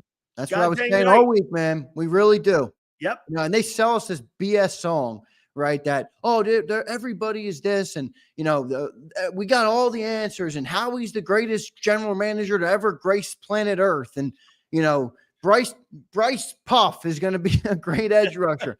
It's just not working out. And I'm tired of getting fed lies and BS, and by the way, from an owner who really isn't a Philly guy. Everybody loves talking about it. He wanted to buy the Patriots. Wait a minute here. So he buys the Eagles. It's a low when he doesn't have enough cash to buy the Patriots, Maybe that's why AJ wanted to play in New England. Maybe, man. Wow, look at Xander throwing haymakers right now. Hey, you start losing. Hey, that I still have hope. He's a Boston guy. M. Reyes says if Merrill has hope, then so should we. Well, M. Reyes, I love Merrill, but look, he is a voice of the team. Obviously, he's not going to go against the people who've been writing his paycheck. And nor am I going to say anything negative to Merrill. No, I love him. He's literally an unbelievable man. He's a great guy. Forget how good he is. I call him. He's a great man. But we got to call a spade. Right now, as an Eagle fan, I don't feel good about my football team. That's the reality. Everybody wants me to come on here and feed you why I'm so excited. I'm not. I don't feel good about this team right now. I don't feel good about the quarterback. I don't feel good about the defense. I don't feel good about the stars you spent first-round draft picks on, and Jordan Davis and Jalen Carter and Nolan Smith. I mean, we call Bryce Puff, Bryce Puff and Hufflepuff and all the names you come up with. Can we come up in the nickname in the chat with a nickname for Nolan Smith? We don't even expect the guy to do it. It's like we have the worst worst pass rush in the NFL right now. And there's nobody even calling. Can we get some production from the first round edge rusher? Nobody. Can we come up with a nickname, please, for Nolan Smith? I mean, I need a better nickname. I don't even think this guy deserves to be called Nolan Smith until he does a single thing on a football field. It's unbelievable that we spent a first-round draft pick on this guy. We're expecting more out of our punching bag. How about punching bag after getting annihilated by Bijan Robinson, man? Annihilated. Yeah, annihilated. Nolan punching bag Smith. I mean, Nolan Thrift. That's a good one. Nolan Thrift. That might be too soft, though. We need something a little harder on him. Chip Nolan. That's a good one. Chip No. Oh my God. No Sack Smith. Hey, Xander, there it is. No Sack Smith. Oh, that's a good one. I Oh like my that, Jonathan. God. That's a good one. Sileo will be using that one. Oh my God. We got Nolan Bryce Swift. That's a Puff. good one. We got Bryce Puff, and we got No Sack Smith. Oh, look who checked in, my man, Secunda. Secunda, you back for more content, brother? Appreciate you being here. Nolan Whiff. That's a good one, too, That's man. a good one, too. Look at Sue. Sue's like, Sills loves this, Sue. I think it's funny. Sue is a but can I just you got to remember something, great. Sue. Sue is a great supporter of JAKIB. Sue, Absolutely. we appreciate you big time, Sue. You're here every day. Hey, Sue, listen. That. But see, this isn't a shocker to Big Sills because I'm Nostradamus. I'm the guy that told you this was going down here. How you doing? Come on, sweetie. If you want me to pick you a decent dude, I can do it for you. I know people. I know things. I don't know. It's an Italian thing in me here. I can hook you up. No Stat Smith. Look at this. Stat Smith. Oh, no. This poor guy, man. Oh, my God. Look, it's about time we start talking about him. Because from now on, we're going to marry him with that. Bryce Puff does deserve some shit. And you know what? We'll call him Bryce Puff because that's where his nickname is until he gets on the board. He's got a big nothing burger on the board right now. He doesn't even have a tackle for crying out loud. So he'll be Bryce Puff until further notice. But Nolan Smith deserves some shit. I mean, Nolan Stiff. I mean, we spent a first rounder on this guy, man. He was the second coming of Hassan Reddick when he got drafted, an undersized speed guy. Two guys they tried to replace Hassan Reddick with have been failures.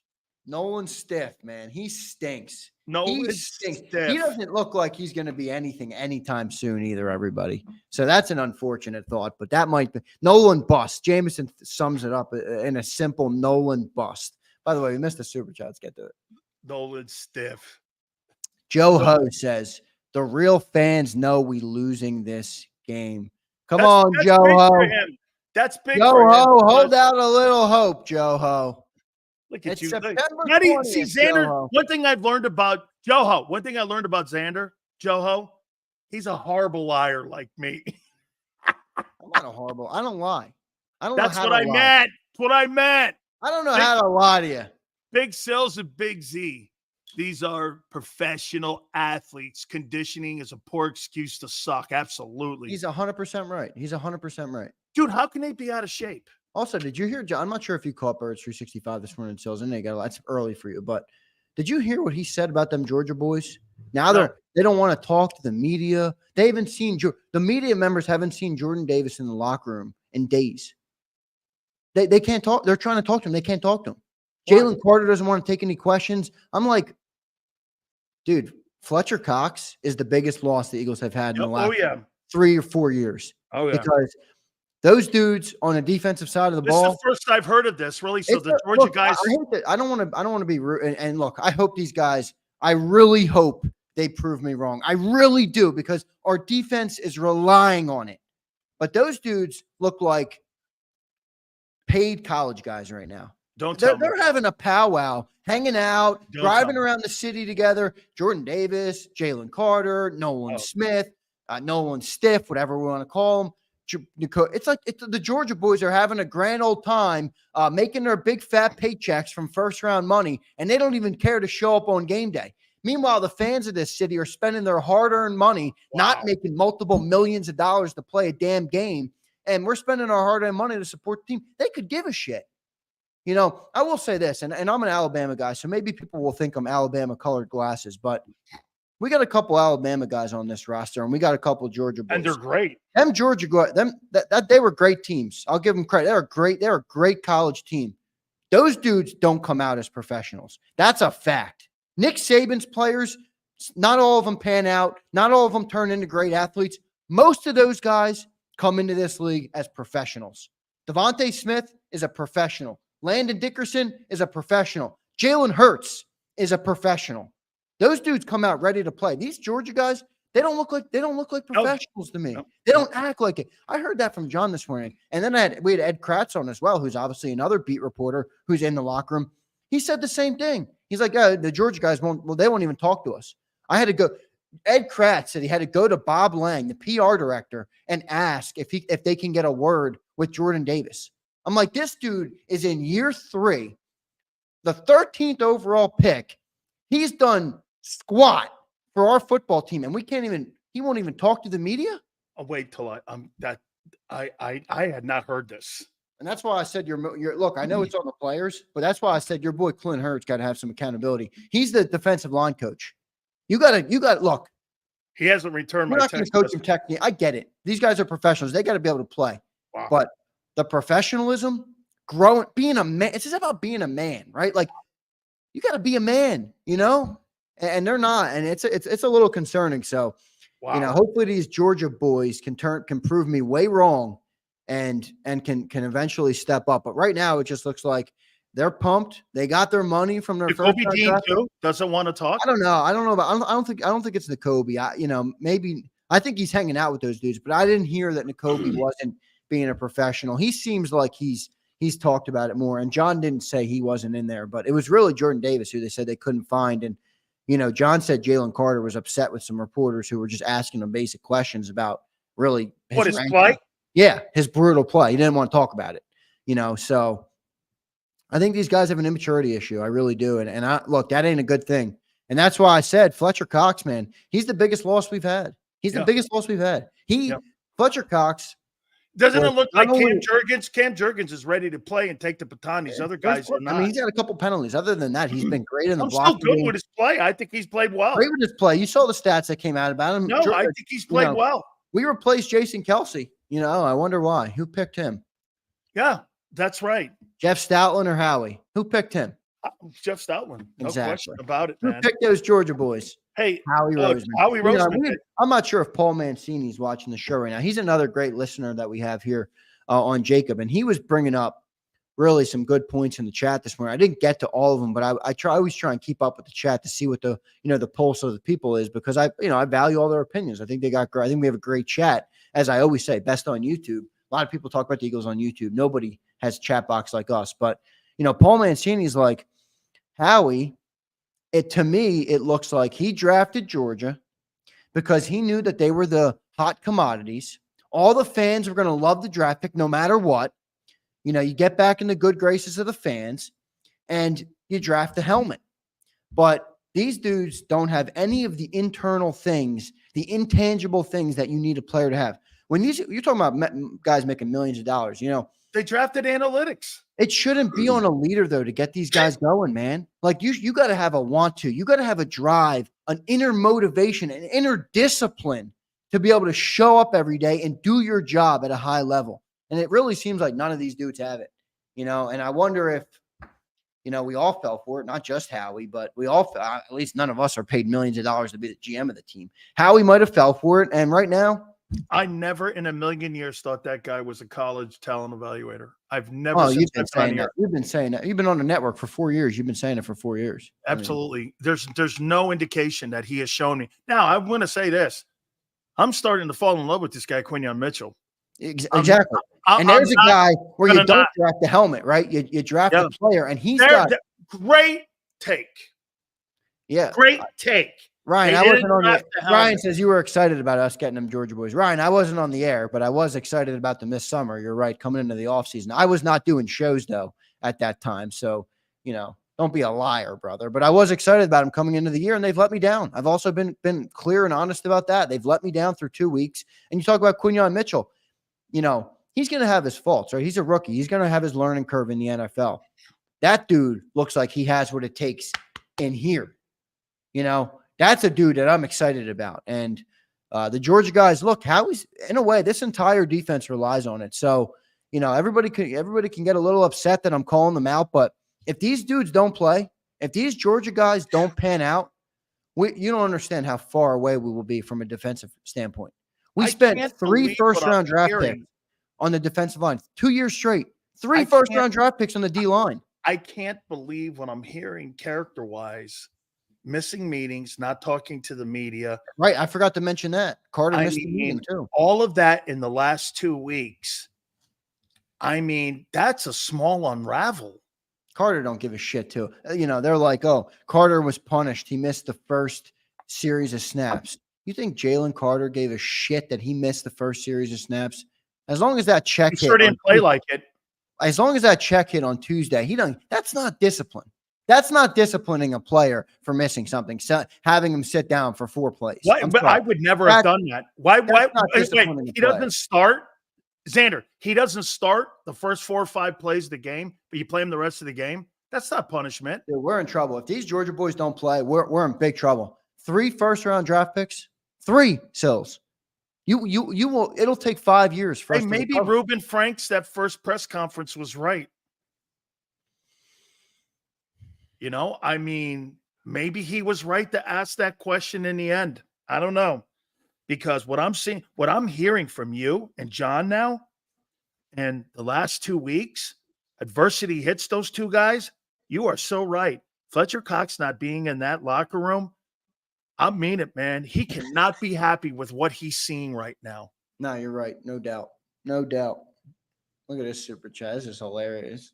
This just in. Nick Sirianni fired and introduced first ever female NFL coach. Introducing analytics. Woo!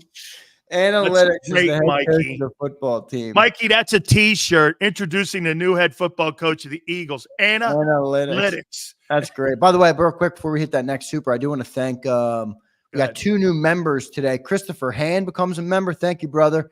And Jalen Foster. So thanks to our 2 new members. That's big. Appreciate both of you guys supporting the channel.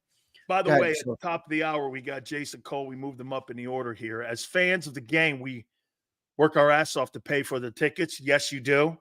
Watch the game, support the team. 7-figure guys sleeping on the line of scrimmage.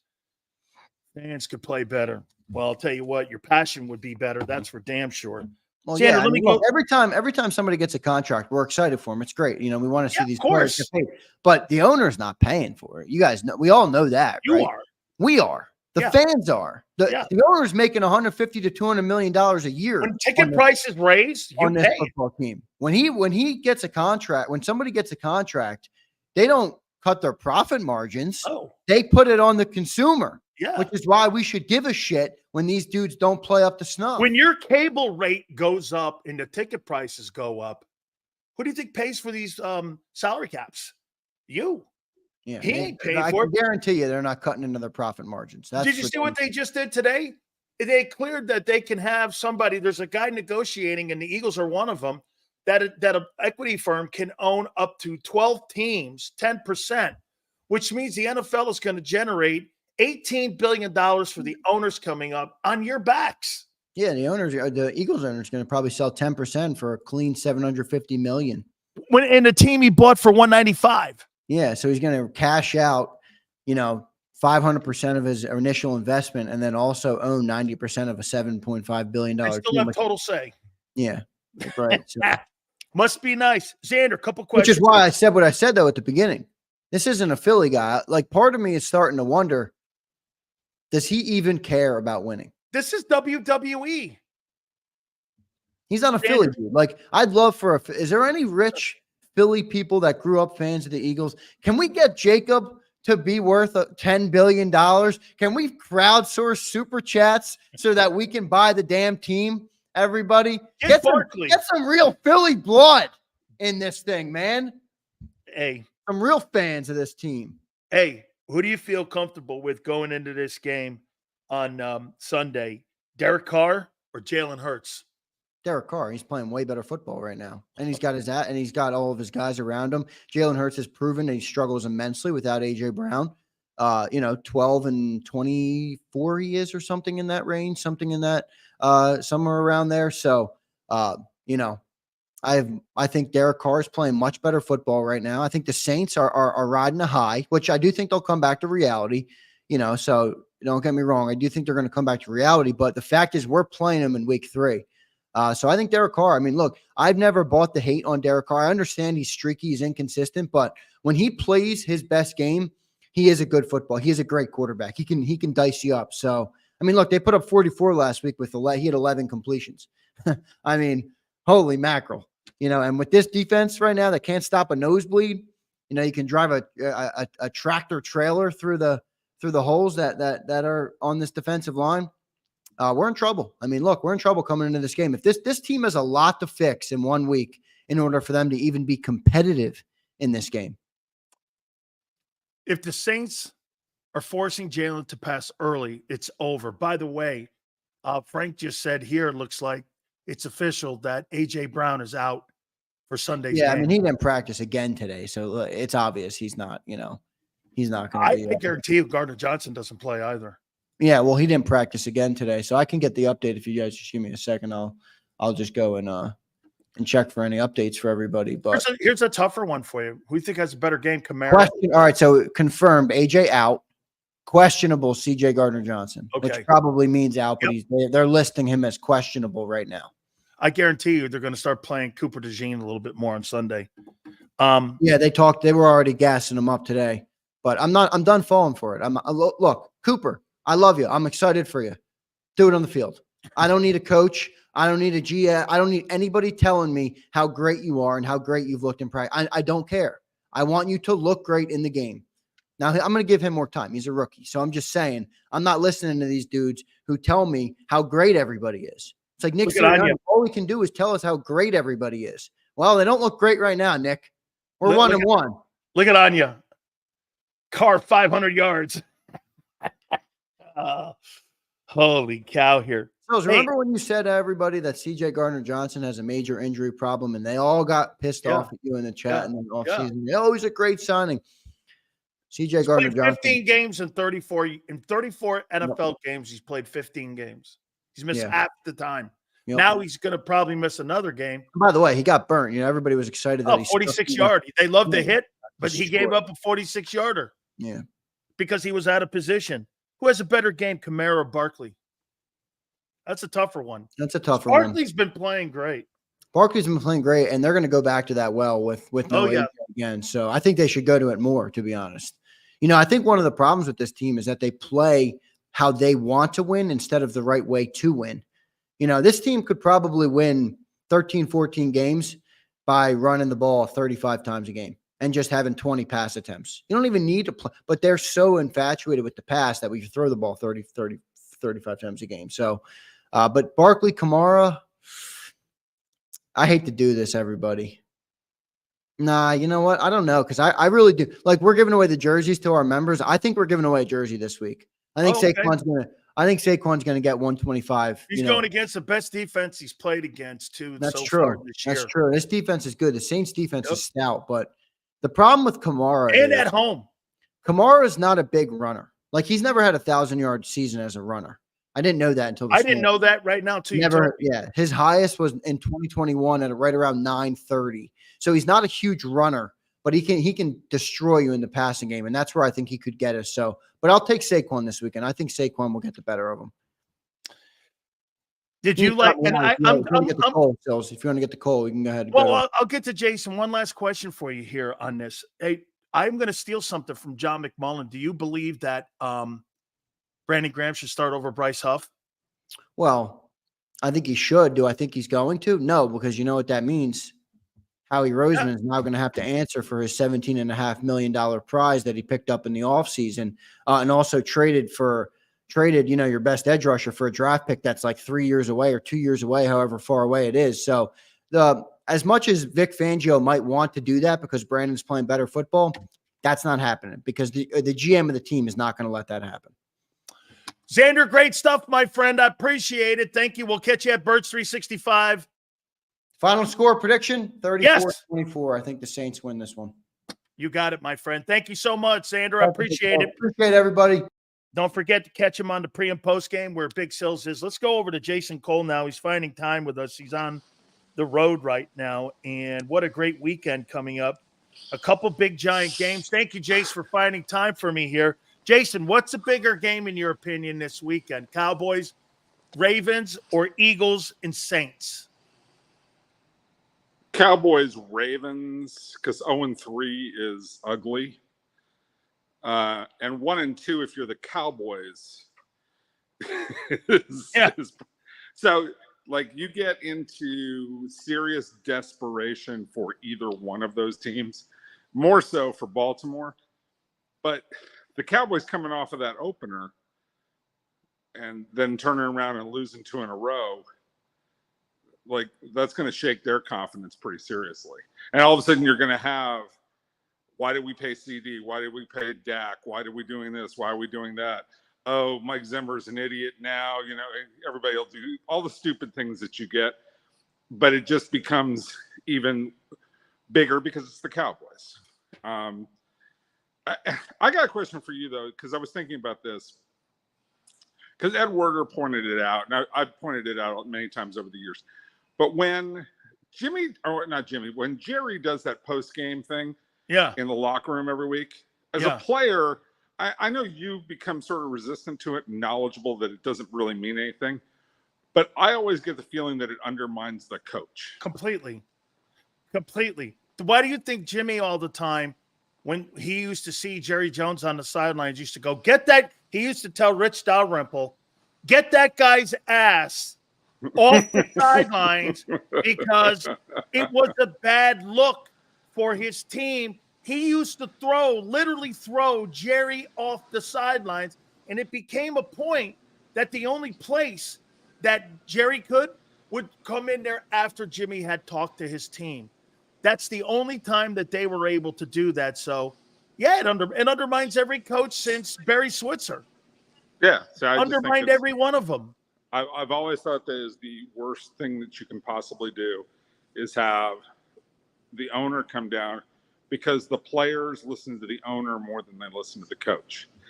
It reminds me of, I think it was Avery Johnson was the coach of the Dallas Mavericks when they went to their first NBA Finals and they went back to their second one. In their first one, Mark Cuban was losing his mind on the sideline on every call. And Avery Johnson had to go up to him and say, hey, look, you got to calm down, because if you're losing your mind, that means the players think they should lose their mind too. And you set the tone. If you're calm, they'll be calm. And that's what we need. We need calm and not to worry about every referee call. Absolutely. Jason, boy, I tell you what, are you buying the Saints? Eagles, this football team, they destroyed Carolina. They turn around and destroy the Dallas Cowboys. Dennis Allen is 18-18. Man, Kamara looks like Kamara 4 years ago. Carr's playing at an elite level, even more so than he did when he was with the Raiders. In your opinion, are they for real, or is this really the test this weekend on what they do against the Eagles? Well, I think this is a big test for them because they're playing a team that I think is the best, most stout defensively. The Cowboys are quick. They're not stout. They're also learning, and the Cowboys are learning a new system under Zimmer. And when you have a team that does a lot of movement, which is exactly what the Saints have done under Clint Kubiak, when you add that much movement, you can confuse teams, when they're learning a new defense. So I think that was kind of a bad matchup. I'm not saying that they wouldn't have beat the Cowboys anyways. I'm just saying it made problems that exist for the Cowboys worse. So you're playing against a Vic Fangio team, and yeah, Fangio's in his first year, but you're talking about him. I think this is a more stout defense. They can go with you a little bit more head up. They're not just a run around hustle defense the way the Cowboys are. So I think this is a good test for them. They can push New Orleans around a little bit, or at least see if New Orleans can be pushed around. But I love what New Orleans is doing. This is all what an offensive coordinator can do when you help a quarterback out who's smart enough. My opinion on Derek Carr overall has not changed. Okay, I still think he's an above average quarterback, not a great one. But the combination of him with all that talent, you have Thomas out there, you have Olave, you have Kamara healthy right now, all of those things working together, you got the makings of something pretty special. Okay, Aaron Rodgers last night. Are you buying the Jets thing, or do you need to see a couple more weeks here? But I'll tell you, first time moving around, he moved outside the pocket, 18 yards, almost 300 yards in total offense, 299.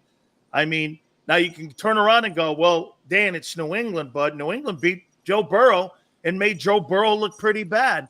In your opinion, Jets, 10-win plus team?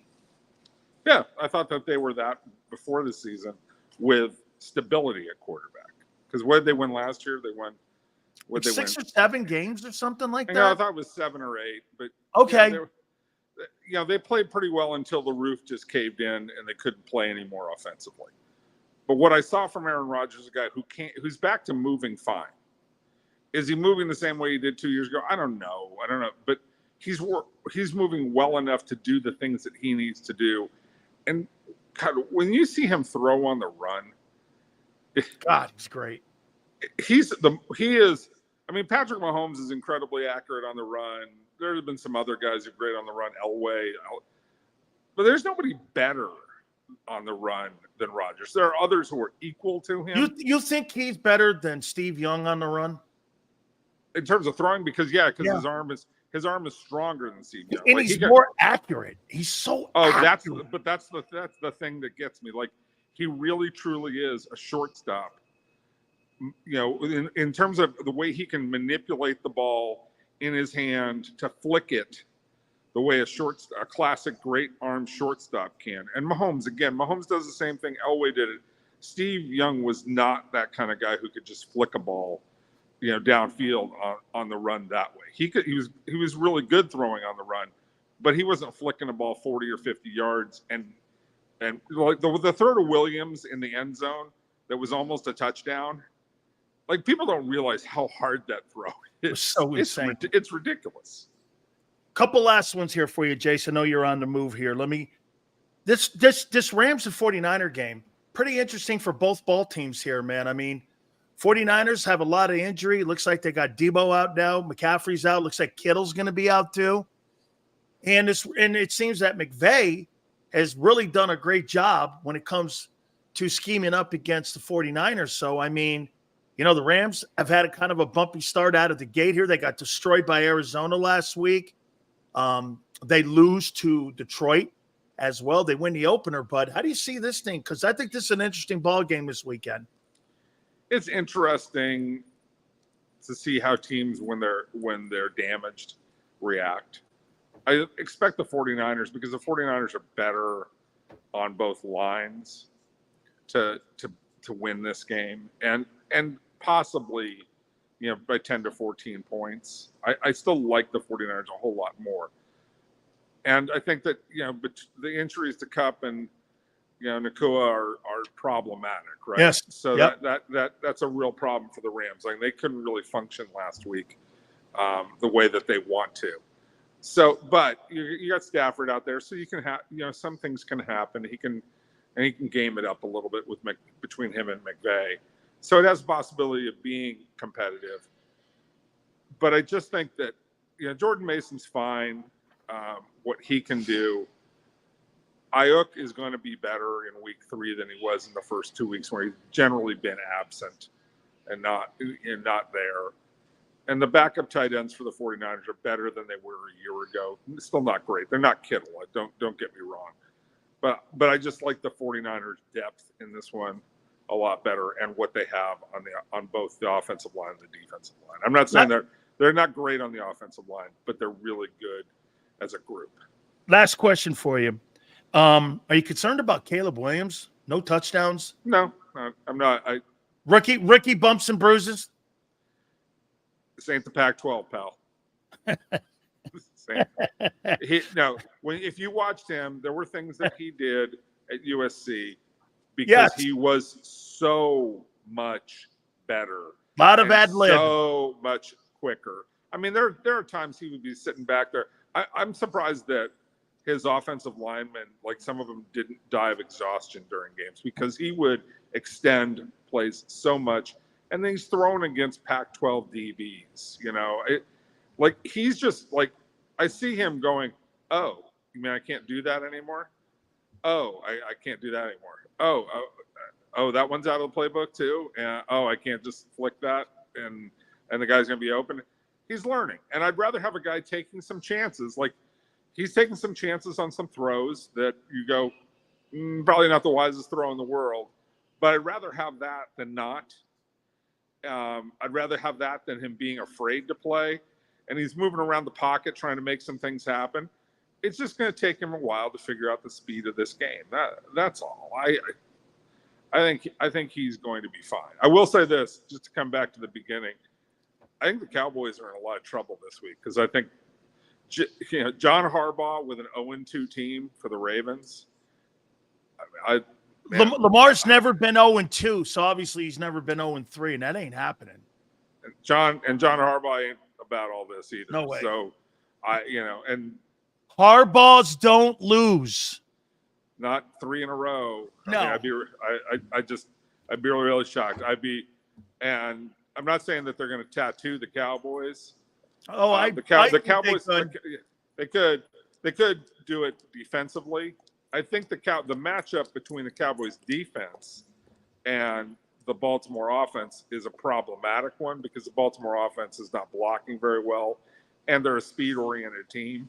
So, that's speed on speed. I'll take the Cowboys in that.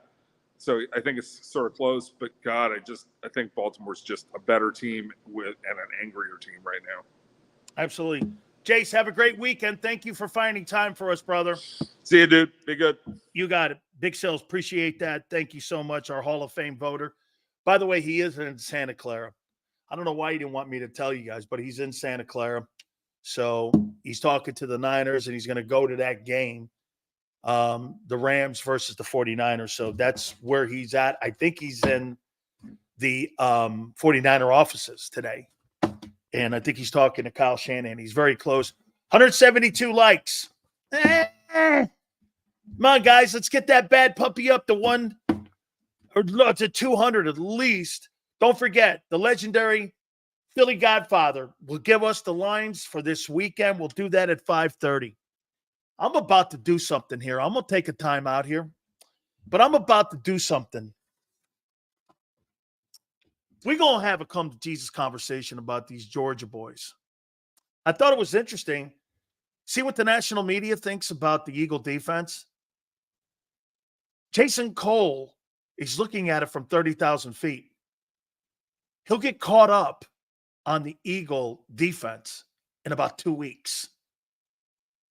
This shows you how I've been right about Jalen and your team. And I've been ahead of the curve for 2 years. They're catching up now. They're catching up now. You see, the media is 2 weeks behind on a current team. They're 2 years behind on how a player looks. He's saying that Eagle team is stout. There's not one part of the team that's stout. You know why I didn't say anything? Because that's the national perception, is that the Eagle defense is stout. So, Xander, you're not wrong to think it either. Eagle fans, I wanted to prove a point to you. Jason Cole thought your defense was going to be stout. Why wouldn't you think that? I never did. You see what I'm saying? Jason's going to have an epiphany in about two games. The national people are going to have an epiphany in 2 games. That's why it's not going to be something for me to go, oh, wow, I've known it the whole time. How you doing? We have. I want to tell you how CBS looks at you guys. My MVP race, we do it weekly, and we are going to talk about those Georgia guys. The Georgia guys. Talk about disappointing. Holy cow. AJ's out. I have a feeling that Gardner Johnson's going to be out. Guys, not looking good heading into this Saints game. Can they rally? They're going to need Jalen Hurts and his leadership. This is a leadership game for Jalen. Don't forget, folks, great weekend of football coming up. I think Nebraska's on the docket tonight. I think there's a game, college football, that's playing tonight, if I'm not mistaken. I think they play Illinois tonight in the Big Ten matchup. Then you got a lot of football games on Saturday. Then you have, obviously, the games on Sunday. Our friends at BetUS, JAKIB Media, and BetUS have teamed up. And we're looking forward to this 2024 season. We give you an opportunity at 150% bonus on your first 3 deposits of up to $2K, plus 200% crypto bonuses, home of Michael Vick. Make sure you log on to betus.com.pa. That's betus.com.pa. Fastest payouts in the business, 24/7 personalized service, 365 days of the year, live wagering on all major games. Make sure you go to betus.com.pa. That's betus.com.pa. When we get back out of this, I'm going to get your opinions on these Georgia guys because there's a character problem going on now. We got a problem. Philly, we have a problem. Hit the like button. Keep it here, National Football Show. He's blocked well and tries to cut through the middle. Oh! Your gut says Miami is going to win, and you should take the over. Your gut also said your NFT selfies would only go up in value. They didn't. But your head is on Sports Grid and knows the QB is in concussion protocol. The backup has a 45 QBR against the zone coverage. The New York D has the most sacks in the league. So yeah, trust your head. It's smarter to be on Sports Grid.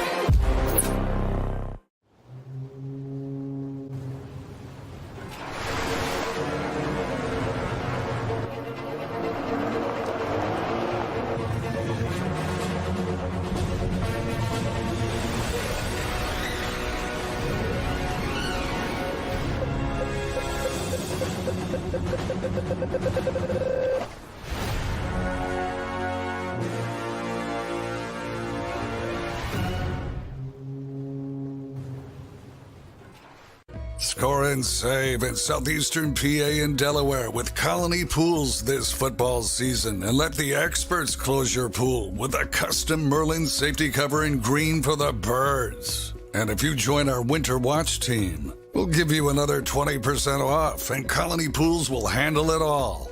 Keep your tiles on your pool, not in your pool. Fly with Colony right now, birds fans. Visit flywithcolony.com. I get scared sometimes. Of a lot of things. Joining in. Decisions. The dark. The dark. But I once heard someone say, But as I always say, it's okay to be afraid. as long as you face the fear. And keep moving forward. Wherever you are in life, count on the name trusted in insurance for over 80 years. Independence Blue Cross. Hi everybody, my name's Jason Lombardi. I'm an inspector at DryTech. At DryTech we offer three major services. The first one being basement waterproofing. The second service we offer is foundation and structural repairs. And then the third service that we offer is mold remediation. If you feel you are having a waterproofing issue, give DryTech a call or check us out online.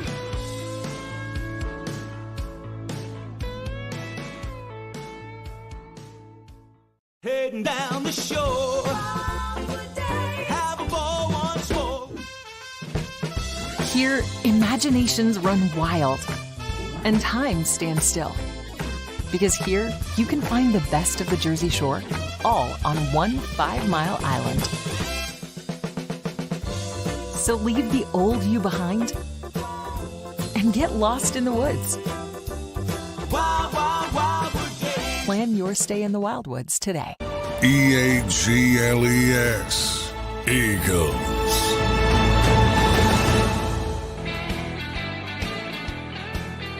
Big Sales National Football Show. I just tweeted something out from our show.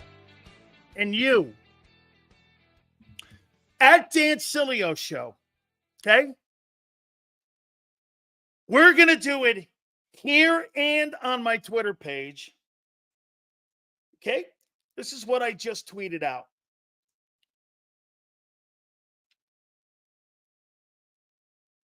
Right here. I'll read it.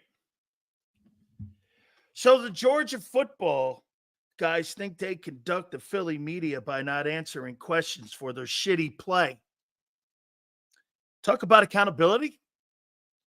Where is it, Nick?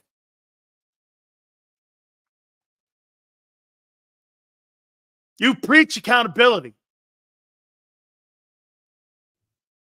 You preach accountability. It's bullshit.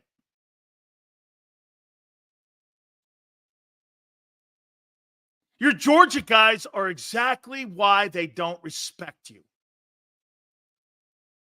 and the coach in the building. They don't respect you.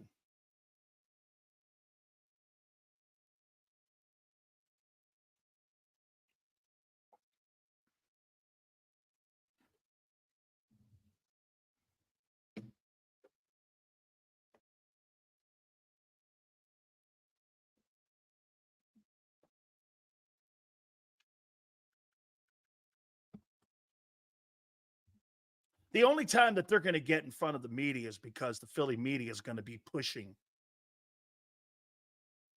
Bob Lang and the Eagles to have those guys speak.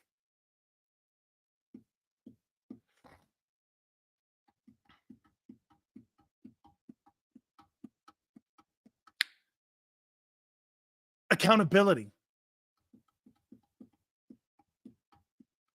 Xander, what was the absolutely high credible reporter today that made that comment about the Georgia guys that was on Bert's 365? Guys have been covering that football team for generations.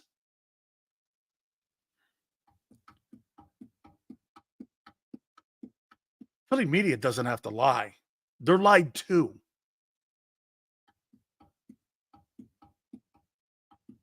Who was that reporter this morning? Ed Kratz. You think Ed Kratz is lying about the Georgia guys?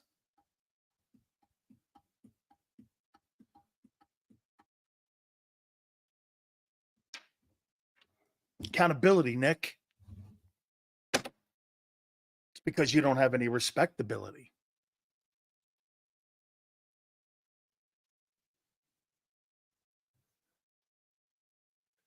No. Ed Kratz. Hey, I'm sure 107. Oh, no. Ed said that he had to go to Bob Lang to get something out of these guys. I'm sure they're forced to do it now. Oh, it's not? No. They had not been talking to him. They put him up there now. They forced him to talk.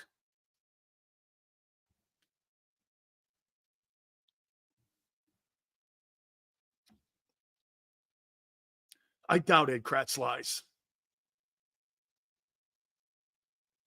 Now you're being forced to have to answer for your shitty play. Hey, get this. So now you're forcing the Philly media people to come after your Georgia guys. That ain't going to go well. They're going to light a match on that. They made them guys get up in front. That ain't poor info. You think I'm going to believe Bob Lang and the fucking Eagles over Ed Kratz? Never happen. Never happen. Ever. Never. I know that name, Ed Kratz. By the way, I know Paul Dombrowski's name. He may not like me, but I know he's respected. How you doing? They made that guy get in front of the media and have to answer for his shitty play.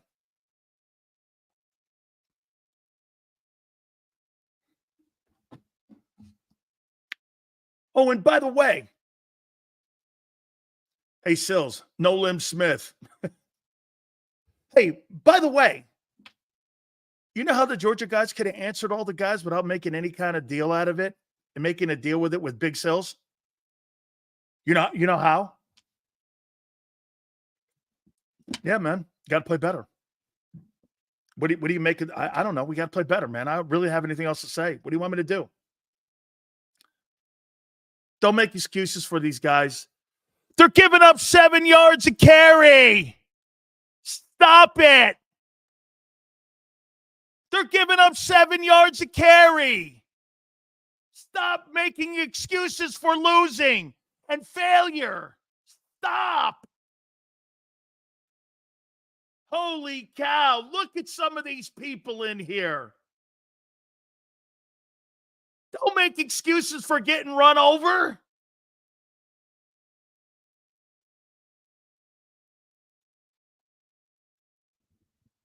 Look at Perez.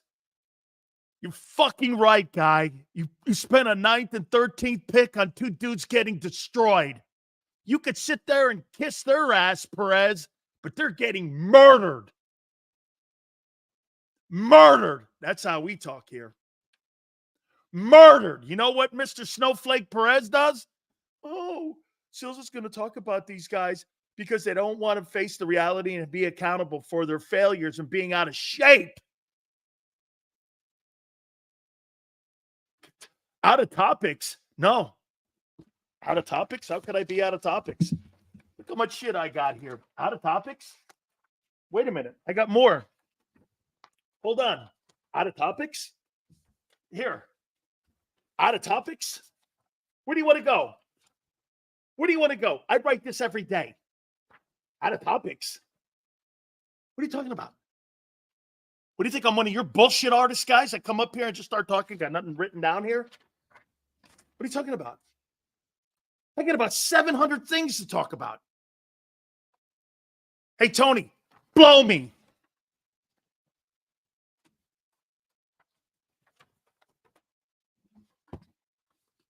Move on? No. No.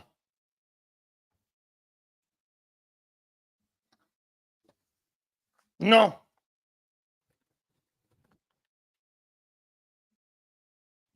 I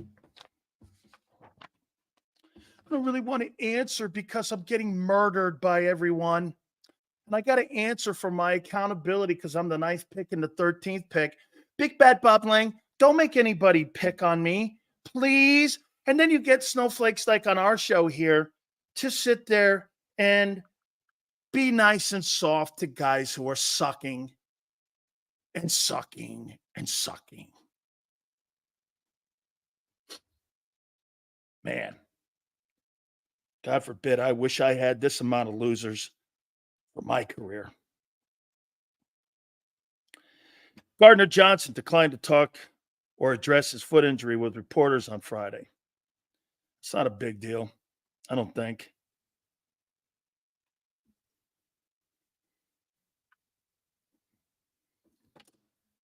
Jesus, criminy. Hey, you don't play well? You don't live up to expectations? You think we're going to go soft on this? Hey, by the way, end of the day, Nolan Smith, Bryce Huff, I've been killing Bryce Huff.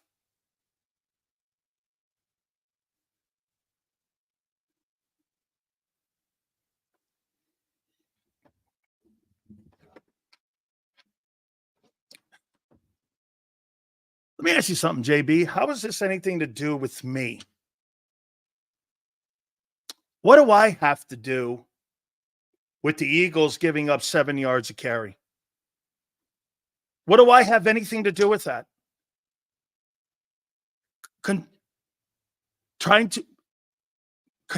are you talking? This guy is a fucking idiot. I don't even know what you're talking about. I have no idea what you're talking about. I have no idea. You're going to the corner for a while with a aluminum foil hat on, JB. Go sit in the corner. I'll let you know when you're allowed out.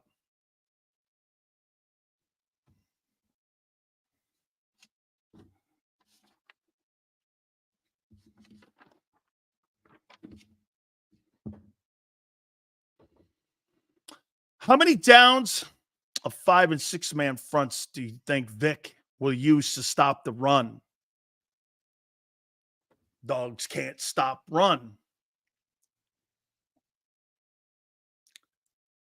You at least got to try to do one thing, Jalen. You got to try to at least outnumber them. Okay? Try to outnumber them because you can't outplay them. Seals, the Eagles DTs are like Miami when they got killed by Kansas State. Miami got killed by Kansas State. We went on the rant. All right, fair enough. Okay, look at this here. Hey, Matthew, we need 5 or 6 different players first. This is the NFL. That don't work like that. Guys got to show up. It's accountability. No one said the NFL was easy. Seems like players in these programs take winning for granted. Yeah, because you know why? How many times do you think Jalen Carter and Jordan Davis were put in adverse situations at Georgia when they didn't lose a game there for like 2 years, 3 years? They didn't know what adversity is. They've never faced it. They've never faced it. So how can playing off the ball be a good scheme for a defense when the Eagles could not tackle in 23 and 24? And, Senor, they changed the rules on the hip drop. You can't get guys on the ground. You're playing 25 yards off the ball with too high, and then your corners are 10 yards to 12 yards off the ball. How in the world are you thinking you're going to get people on the ground? I don't get it. Gannon comes from the school of Mike Zimmer, not Fangio. A lot more aggressive form of bend, not break. It's closer to Jim Schwartz. Plus, personnel was better in 22-23. And the schedule was easier. And you had stout players at the defensive tackle position. Hey, you think you have the same talented guys at the tackle position that you had in 22 when you had Javon Hargrave, Fletcher Cox, Adama Sue, and Linval Joseph? You're not even in the remote area code of that. You're not even remotely close to that.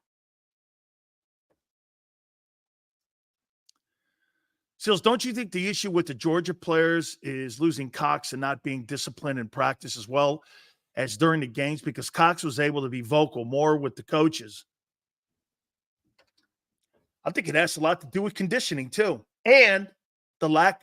Do you think the Georgia guys trust and respect Kirby Smart? Why do you think they respect Kirby Smart?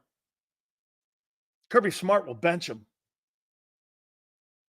Play someone else behind him who's probably just as good. Do you think that those guys have the same amount of respect for Kirby Smart that they have for Nick Sirianni?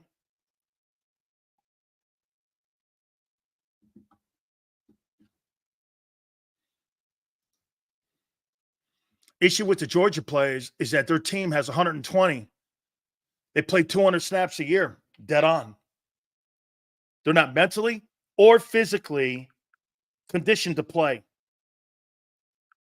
Absolutely true. Absolutely true.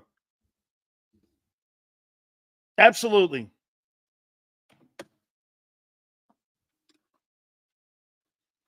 Absolutely.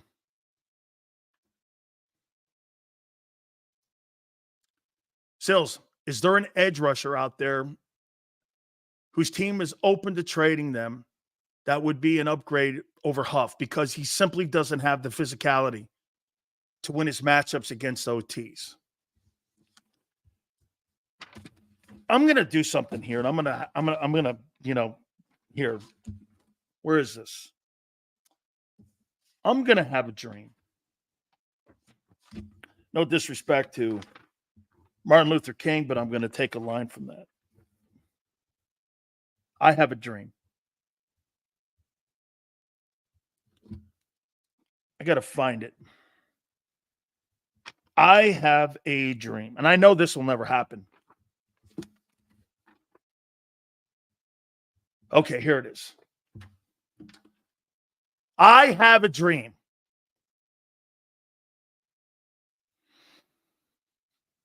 I know this will never happen.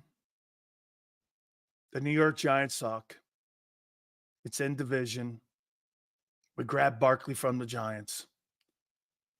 Man, I would love to have Dexter Lawrence. I know it won't happen. You can have Jordan Davis in a pick. Can I have Dexter Lawrence?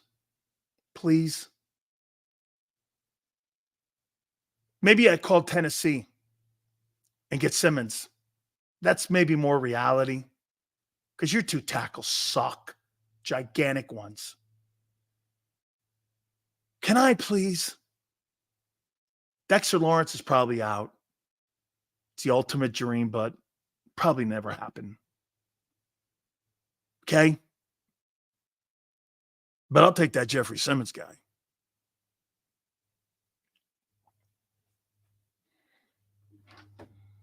I mean, Giants need a quarterback.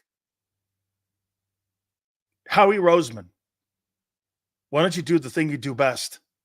Why don't you trade for a player that someone else had on the team and you know is good? Because you can't draft anybody, especially defensively. Why don't you give him Jordan Davis and a first rounder for Dexter Lawrence? I'll take him. Or call Tennessee. They're not going anywhere. They need a quarterback too. Give him a first rounder. I'll take Jeffrey Simmons. He's young.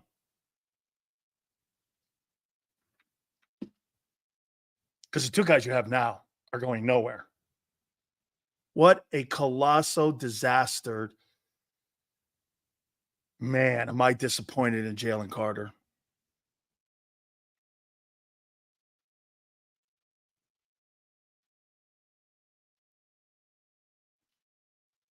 Not anything for you guys, but for me, man, this personally, damn, both these guys are so talented. Shit.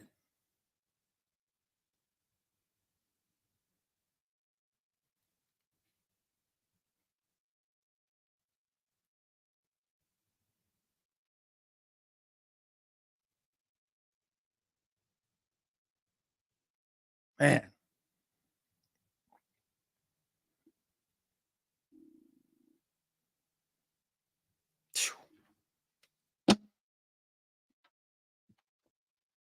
Can't be any more disappointing right now with wasted talent.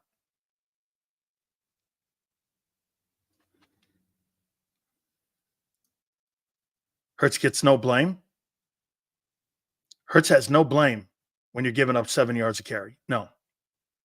He has no blame in that. No blame in that. Zero blame in that. Can't cover anyone, and you can't stop the run, and you have no pressure. That's not Jalen Hurts' fault.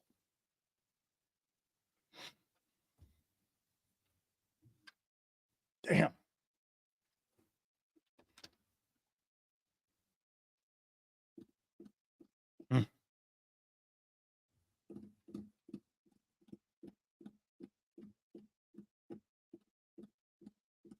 Look at this guy.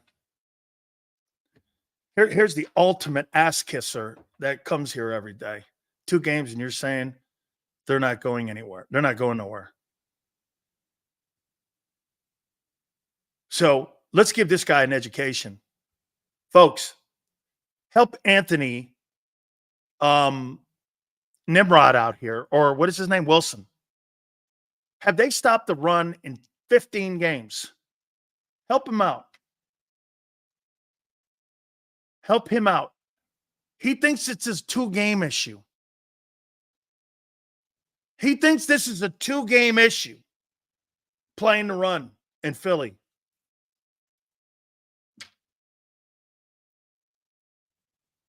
This guy thinks this is a 2-game issue.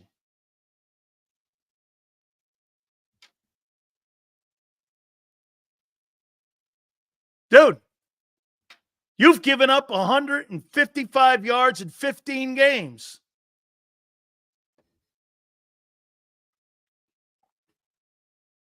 Get this.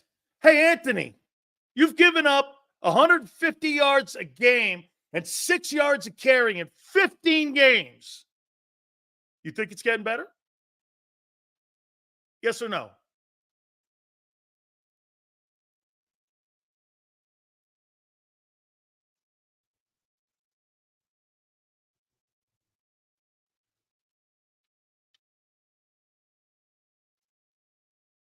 The defense, as constructed currently, will not allow us to have a deep playoff run.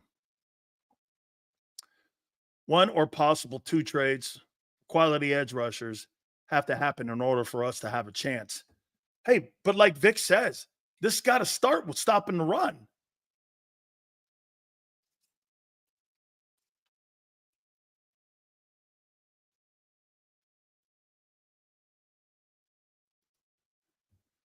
Sills, do you think Jalen is the quarterback for the Eagles in the next 5 years or even 3 years?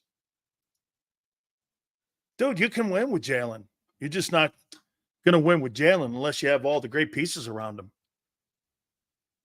Jalen has the pieces around him. He could show you he got to a Super Bowl. He could do that again with everyone being in the huddle. He could take some people out of the huddle. It never happened. Never happened.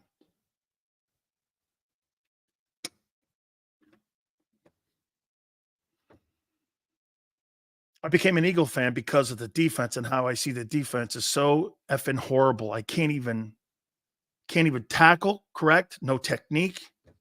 Senor, that's really kind of become, as Xander says, more of an NFL thing. They've taken defense away from the sport. They don't want the collisions because they don't want to be in a conversation any longer with concussions. So they don't want big hits across the middle. Hey, some of you that are in here, remember those tapes they used to have back in the day? Okay? Okay? Do you guys remember back in the day? Remember back in the day, they used to have NFL's biggest hits. Do you remember that? NFL biggest hits. Remember they used to sell it to the fans. NFL's biggest hits. When's the last time you seen anything like that any longer for sale from the league? Okay? They don't sell that any longer. You know why? Because they don't promote that. They don't promote big hits any longer. Hey, that tape used to come out every year. NFL biggest hits. When they started finding out guys were dying because of CTE, they got away from that. Plus gambling now. Two things, courtroom and gambling is what's changed the NFL. Why you don't see, and you've got this stupid rule now, defenseless receiver. Well, when you come across the middle, you know why these guys all have big attitudes now? All these wide receivers have all that diva attitude. You didn't have that attitude back in the day because Cam Chancellor or Ronnie Lott would knock the fucking shit out of you. You didn't open your mouth. You got knocked out. Or a linebacker like Lawrence Taylor knocking you out, coming across the middle. You ain't talking shit like that. Wide receivers didn't talk shit like that back in the day. Nor did they come across. No receiver with any brains in his cell would come across the middle like that. Jerry Rice ran seam routes. He ran up the numbers and he ran seam routes or a post. You know, guys running across the middle in today's NFL is a commonplace. Dawkins too, absolutely. You ain't running across the middle, Brian Dawkins. This guy's going to light you like a Roman candle. But now you've got these big mouth receivers, and they don't fear coming across the middle any longer. You know why? Defenseless worms. You can't hit anybody in the league anymore. That's why they don't want it. They're trying to take the gladiator out of the gladiator.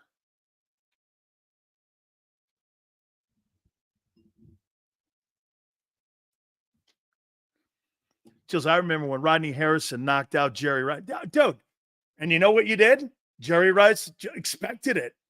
Come across the middle. You start talking shit. You know what? There was a guy back in the day. I'm going to show you his autograph. You know what my favorite player was growing up? You know what my favorite player was growing up? Honest to God, it was Jack Tatum. You know why? He was the most feared man in pro football. You never thought of looking at him. You never thought of coming across the middle on him. You didn't think of doing shit against him. He's so feared, they're afraid to put him in the Hall of Fame for how many people he knocked out. He did it at Ohio State, and he did it with the Raiders. When he came into my studio in California at KMBR. I'm doing my afternoon show. My friend George Atkinson, who's been on this program, God rest Tatum's soul, brought his book in, signed it for me, sat in front of me. I'm sitting there and I'm talking to George Atkinson, and there's Jack. George goes, "Hey, this is Jack Tatum." I go, "I know who it is." And Jack Tatum looked at me and he goes, "I heard you wanted to see me." I swear to God, I put my head down and I went, I did. Al Davis called me, goes, "I never heard you intimidated before on the air." I go, "He intimidated me." He just looked you right in the face and he goes, "Mm-hmm." I said, "When you hit Stingley," the only guy that's ever done that to me in a room and on an interview. I said, "When you hit Stingley and you paralyzed him in an exhibition game on Monday night, how'd you feel about it?" Had a beer after. What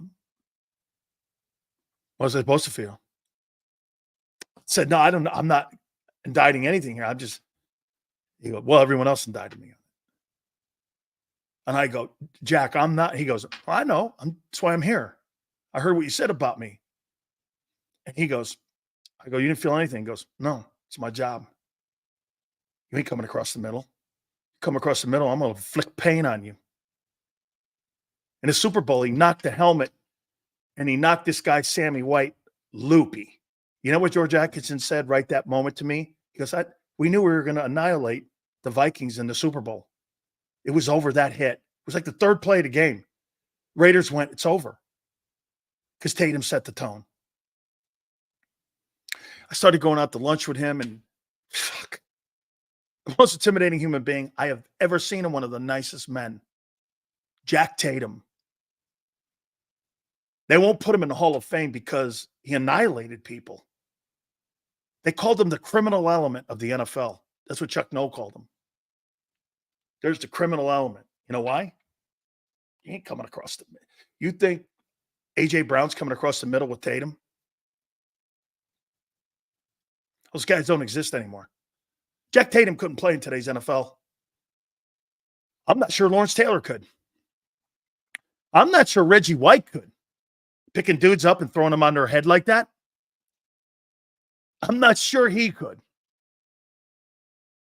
Dude, I've never met a more intimidating NFL football man in my life than Jack Tatum.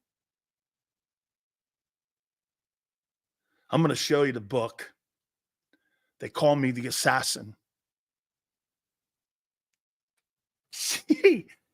There ain't nobody like that in today's NFL. NFL don't want that guy.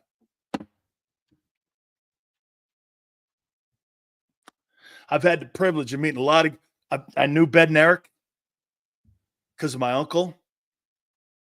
I knew Deacon. Deacon used to come on my show. Great guy, great man. Love Deacon Jones. Shit, Rosie Greer played with my uncle. He's the man that grabbed Sirhan, who shot Robert Kennedy. It was him and Rayford Johnson that tackled Sirhan, who shot Robert Kennedy in Los Angeles. Rosie was right there. I'm friends with Rosie. I think Rosie's still kicking too.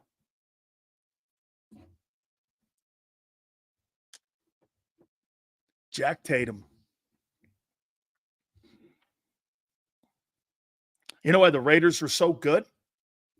And they haven't been good since? Hey, Yale, think about this, Yale. Here's why the Raiders haven't been good since those great days. Lester Hayes, Jack Tatum, George Atkinson, Willie Brown, all those great defensive backs they had. Raiders haven't had. Name me a great Raider DB since. They've had like one, the Michigan Heisman winner, Woodson. The rest of them, name me one in the last 35 years.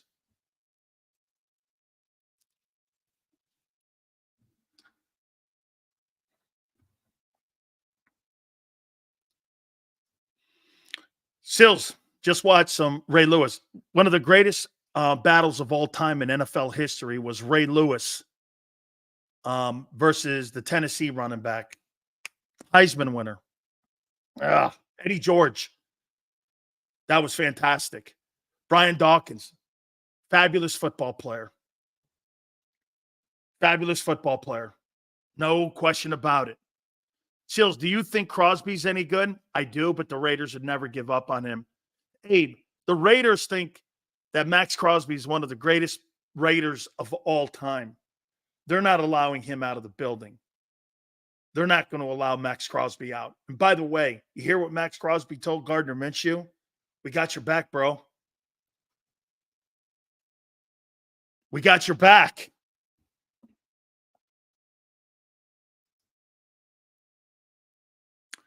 Dan Sileo on JAKIB Sports. Why does Hurts get a pass for his INTs and fumble? He never throws to the middle of the field. He only throws to one receiver. 2-9 last 11 games. Kev, may I ask you something? Are you new to the show? Kev, are you new to the show? Guys, do me a favor. Tell Kev DR how Big Sills thinks about Jalen Hurts. And of all the things that he just said, Seals, who hits harder, Sean Taylor or Ray Lewis? Sean Taylor. It goes Sean Taylor, Ed Reed, Ray. Sean Taylor is the best secondary player that's ever come out of the University of Miami. And Ed Reed's the best player with a career, college and pro, that's ever played at my school. But Sean Taylor and Jerome Brown would have went to the Pro Football Hall of Fame if they hadn't died early. Jerome was already on his way. Jerome was going to be a first ballot Hall of Famer for the Eagles. Would Jerome have ever left Philly? Well, when Buddy got fired, he would probably have wanted to go play in Tampa or in Miami. He probably wanted to go home. Could I see him anywhere else? Maybe no, because Dallas thing wouldn't have lasted long because Jimmy didn't last long, so he wouldn't have played in Dallas. He would never have played in Dallas because he played in Philly. No way. Body bag game and all that shit. He's not playing in Dallas. Jerome would have played in Tampa or Miami. Jacksonville wasn't around then. He wouldn't have played in Chicago because Buddy wasn't there. You know, he may have played in Arizona when Ryan got the job out with the Cardinals.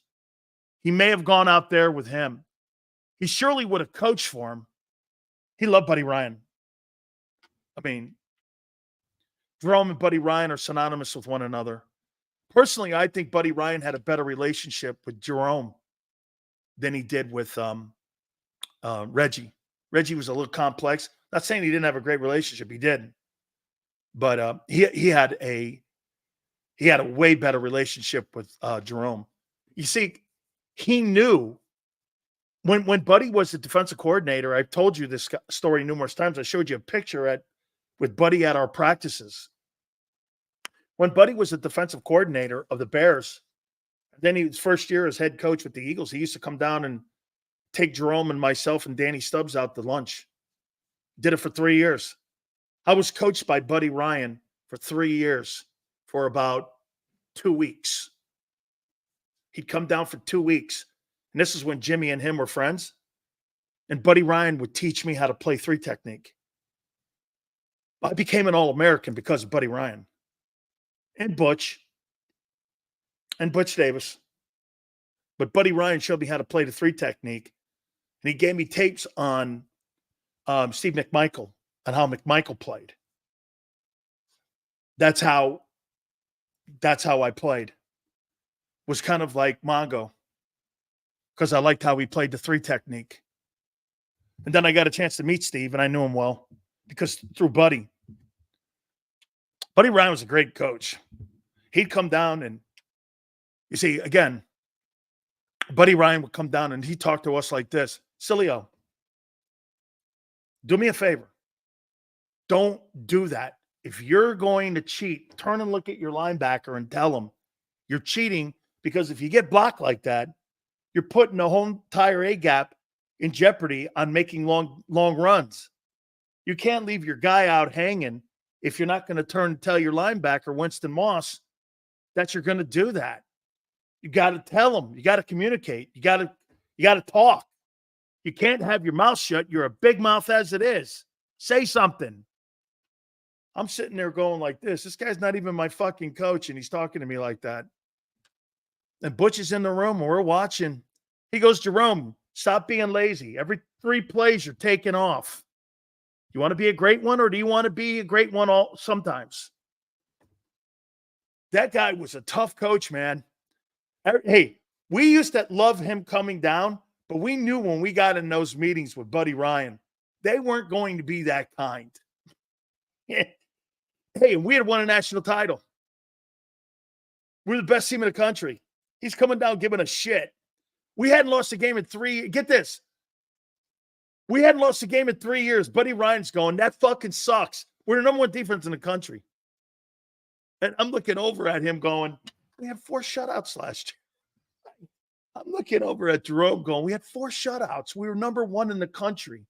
2 years in a row, we haven't lost a regular season game in 3 years. And this guy's saying we suck here. We're like, okay.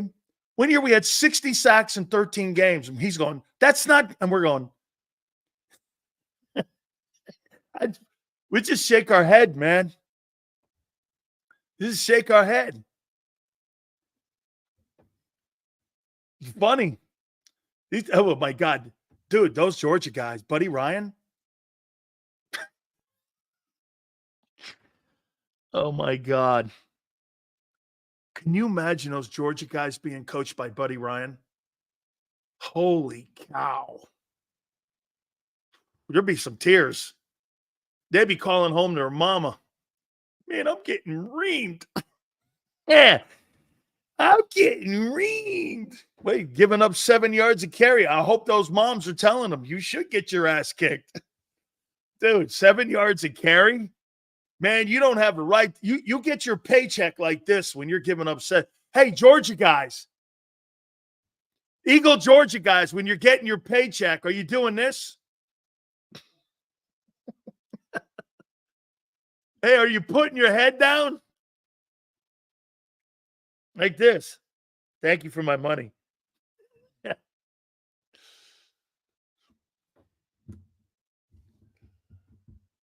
Sills, if they had Buddy Ryan, this defense would have 10 sacks in 2 games. And there'd be 2 quarterbacks that would be completely taken out and would have been injured severely.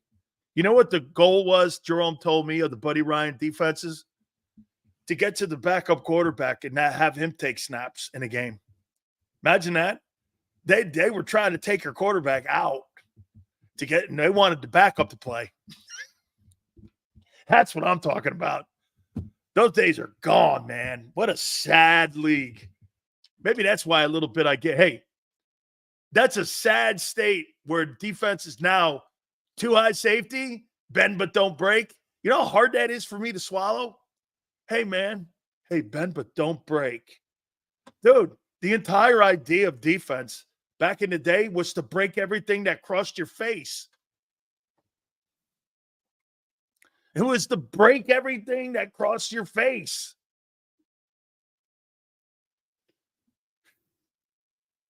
Sills, it gets direct deposited now, so they don't have to look at Lori. That's true. That's true. Jesus, when you get your paycheck back in the day, you had to walk into like this guy named Larry Kruger and our Phil Kruger. And Phil Kruger would hand you your paycheck. And if you didn't play well, you can always tell he held on a little longer. Yeah. Oh, man. Worst thing in the world is getting a paycheck from a guy when you're not playing well. Yeah. Yeah, but then when you walk out of the room and you see 25 grand, you're cool with it. All right. We're going to reset. The Philadelphia disrespect continues, not by me. And it's by the national guys. MVP race.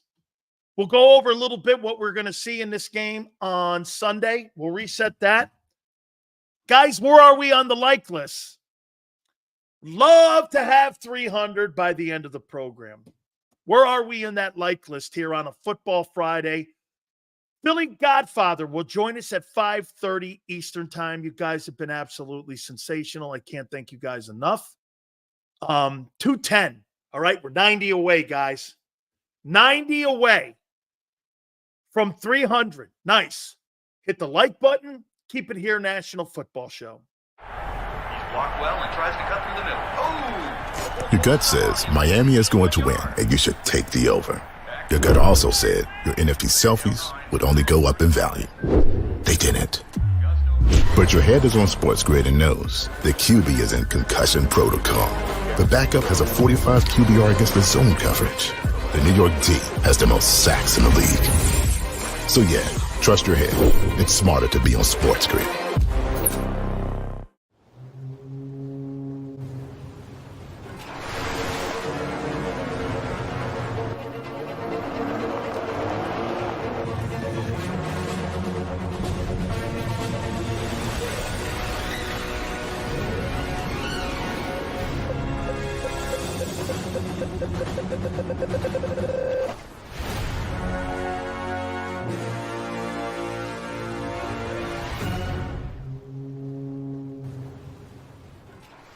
Score and save at Southeastern PA and Delaware with Colony Pools this football season, and let the experts close your pool with a custom Merlin safety cover in green for the birds. And if you join our Winter Watch team, we'll give you another 20% off, and Colony Pools will handle it all. Keep your tiles on your pool, not in your pool. Fly with Colony right now, birds fans. Visit flywithcolony.com. I get scared sometimes. Of a lot of things. Joining in. Decisions. The dark. The dark. But I once heard someone say, But as I always say, it's okay to be afraid. as long as you face the fear. And keep moving forward. Wherever you are in life, count on the name trusted in insurance for over 80 years. Independence Blue Cross. Hi everybody, my name's Jason Lombardi. I'm an inspector at DryTech. At DryTech we offer three major services, the first one being basement waterproofing. The second service we offer is foundation and structural repairs. And then the third service that we offer is mold remediation. If you feel you are having a waterproofing issue, give DryTech a call or check us out online.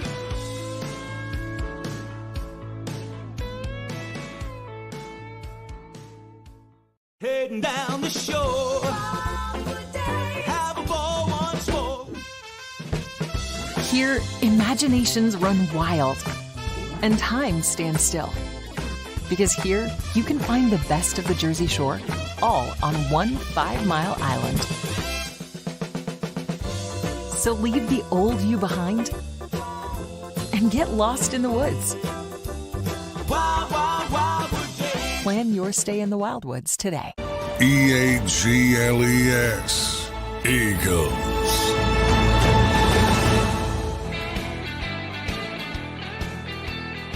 Big Stills National Football Show. Please hit the like button. Philly Godfather.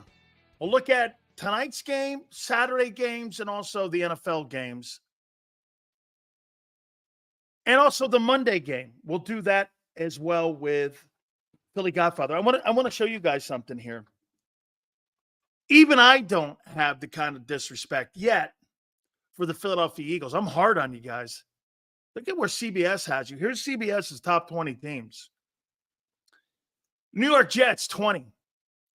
The Cleveland Browns, 19. The Philadelphia Eagles, 18. They think you're the 18th best team in the NFL right now. They think the Falcons, the Bears, Ravens, 0-2. Rams, Cowboys, Packers, Lions, Steelers, Chargers are better than you. Niners 8, Seahawks 7, Saints 6, Vikings 6 or 5, Saints 6, Bucks 4, Texans 3, Bills 2, Chiefs 1. Here's mine. I got Atlanta 15. I got Dallas 14. I got the Jets 13. I got Green Bay 12. I got Seattle 11. I got the Chargers 10. I got Minnesota 9. I got Detroit 8. I got Philly 7. I mean, are they trending down? Yes. But I don't think Pittsburgh's better than Philly. Do I think Chicago's better than Philly? No. Do I think Dallas is better than Philly? No, I don't. No. Okay. Hey, 7, who captured Big Sills? Wait a minute. I didn't say they weren't trending down, Xander. But after, wait a minute. Whoa, wait a minute. I'm going to do what some of you guys have been telling me. After week 2, are we ready, really, to pull the plug on the boat? Wow. I'd hate for you to be on the boat with Columbus with me because we'd have threw your ass off the boat. Holy shit. We'd have been out the middle of the sea. And most of you motherfuckers I'd have to throw overboard because you'd be saying, turn around, turn around, turn around. Holy cow. That's not all in. That's not rowing out to sea with no oars. Hey, man, who said championship winning was easy? Sometimes you got to row out to sea, right, Joe Krause? With no oars. You don't know where it's going to take you. You can't have 1 foot on the beach, 1 foot in the ocean and go, hey, I'm all in.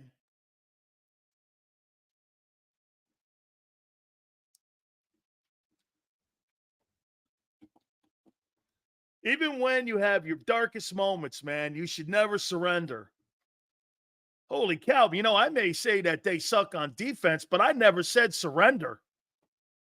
I'm not surrendering for nothing. I don't care if I'm getting killed 60-0. I'm not surrendering. Difference is Columbus didn't suck ass. Never surrender. Getting killed. Hundreds. Hey, 7 yards of carry against your defense. Absolutely. Absolutely. Hey, you get killed by the Saints. Probably drop down to around 17, 18 on me. Week 2. 8 quarters of play. I watched the Dallas Cowboys get their shit handed to them. After Mark Holmes was crowing, going, yeah, you know. Hey, by the way, that Packer win's a big win. Green Bay Packers turned around without their starting quarterback and beat Indianapolis. They're 1-1. So are you. You're in the same boat as the Packers. By the way, you don't really think Minnesota's going to hang on, do you? I don't. You don't really think Tampa's a contender, do you? I don't. There's a chance San Francisco could lose this weekend. All them guys out, they're going to be 1-3. San Francisco's going to be 1-3 this weekend. They're still 6.5-point favorites. I don't see it.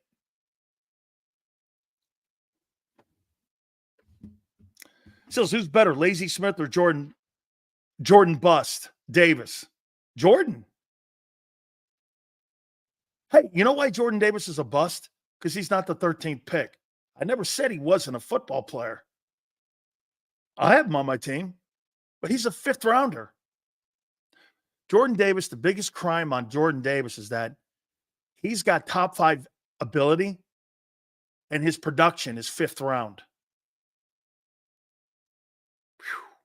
How could you be that talented and only play up to a 5th rounder's ability? That's never living up to your hype. That's never living up to your talent level. He never lived up to it.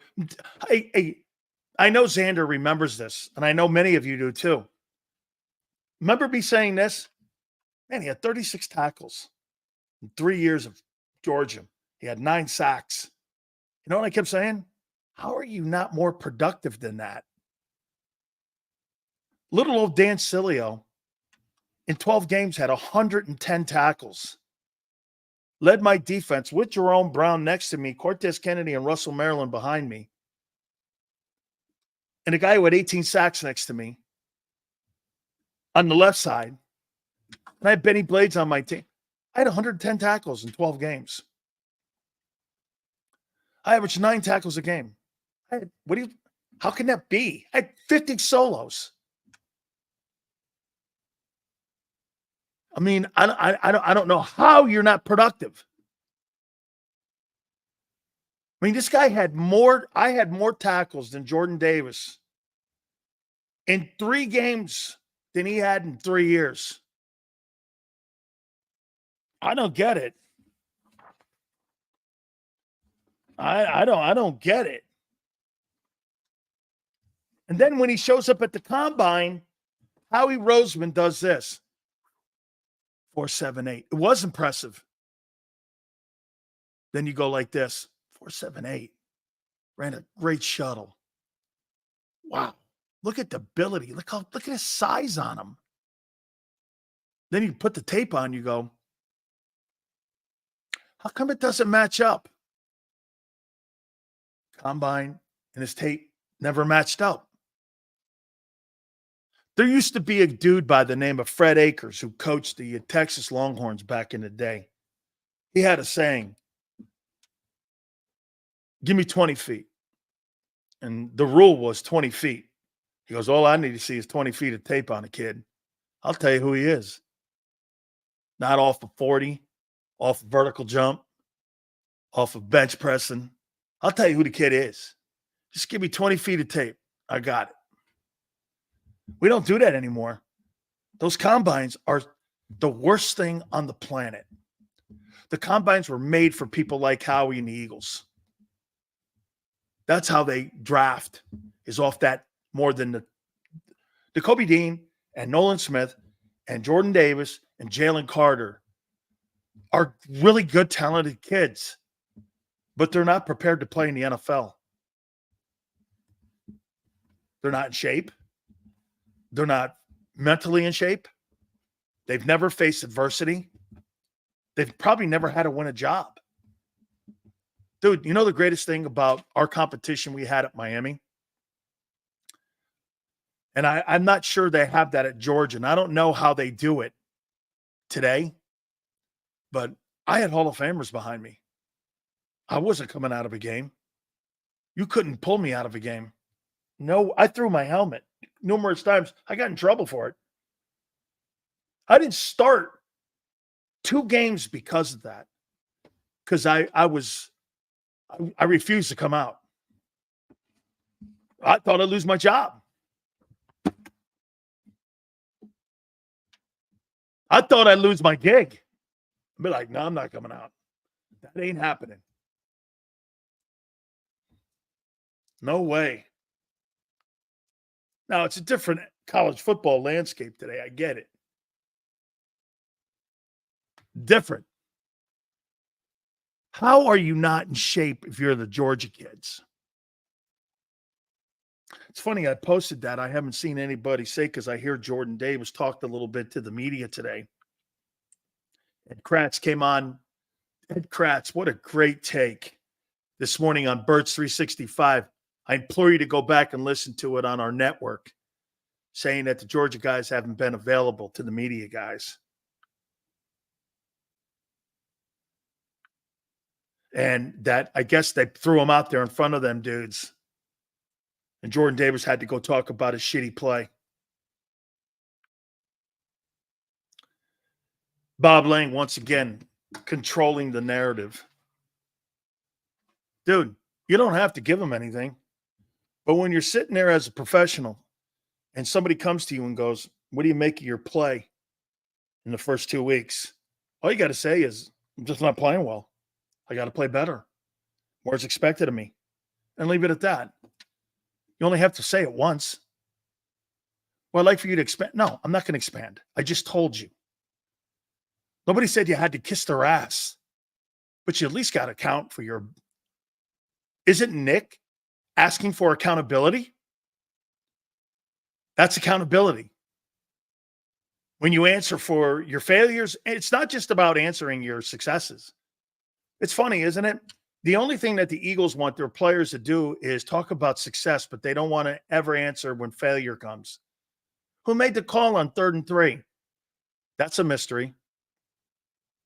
Who made a call on not going for the field goal? Nick Sirianni gives you a 500 word salad and why he decided to do that. I mean, come on, man. What kind of accountability is this? It's a joke.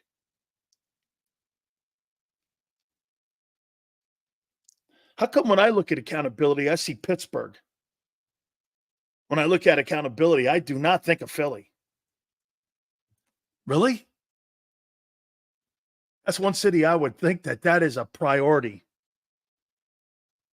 And U.S. fans should demand that. Forrest is right. You can't put that guy up there like that. He makes it look worse. Look at this. You can't blame Howie for the Davis pick. He was a top defensive tackle in the class, and they picked him in the right spot. I had him 24, not 13. Just sucks. He's terrible. Okay. Here's why I would tell you this. Hey, Eric, well, then how come teams like the 49ers take Fred Warner in the 3rd round? You take N'Kobe in the 3rd round. Fred Warner's the best inside linebacker in pro football right now.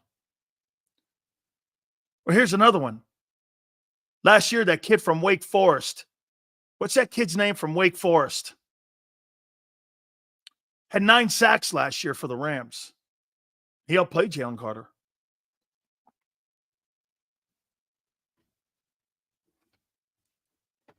But because he went to Wake Forest, he didn't play in the SEC. Look, I'm for drafting SEC guys. I won't lie there. Okay? I will not. Kobe Turner. Thank you, Kyle. Thank you, Mr. International. Kobe Turner played better last year than Jordan Davis did. Dan acts like they don't have bust. Look at Twiz here. Let's take a look at what Twiz is saying. Don't act like they don't have bust. Fair enough. Kobe Dean. Bust. Nolan Smith. Bust. Jordan Davis. Bust. Jalen Carter. Questionable. Funny. These guys are all starting.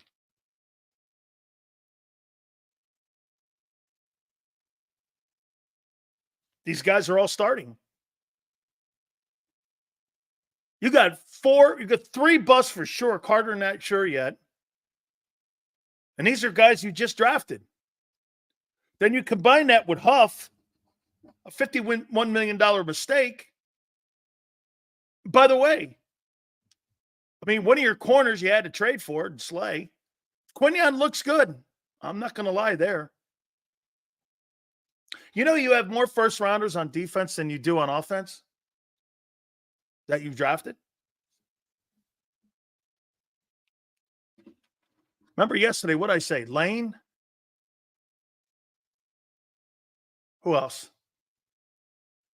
Lane, Devontae. 2 on offense, right? 2 first rounders. Lane, Devontae Smith, right? 2. On defense, Davis, Carter, Smith, Quinion Mitchell. You got 4 first rounders on defense.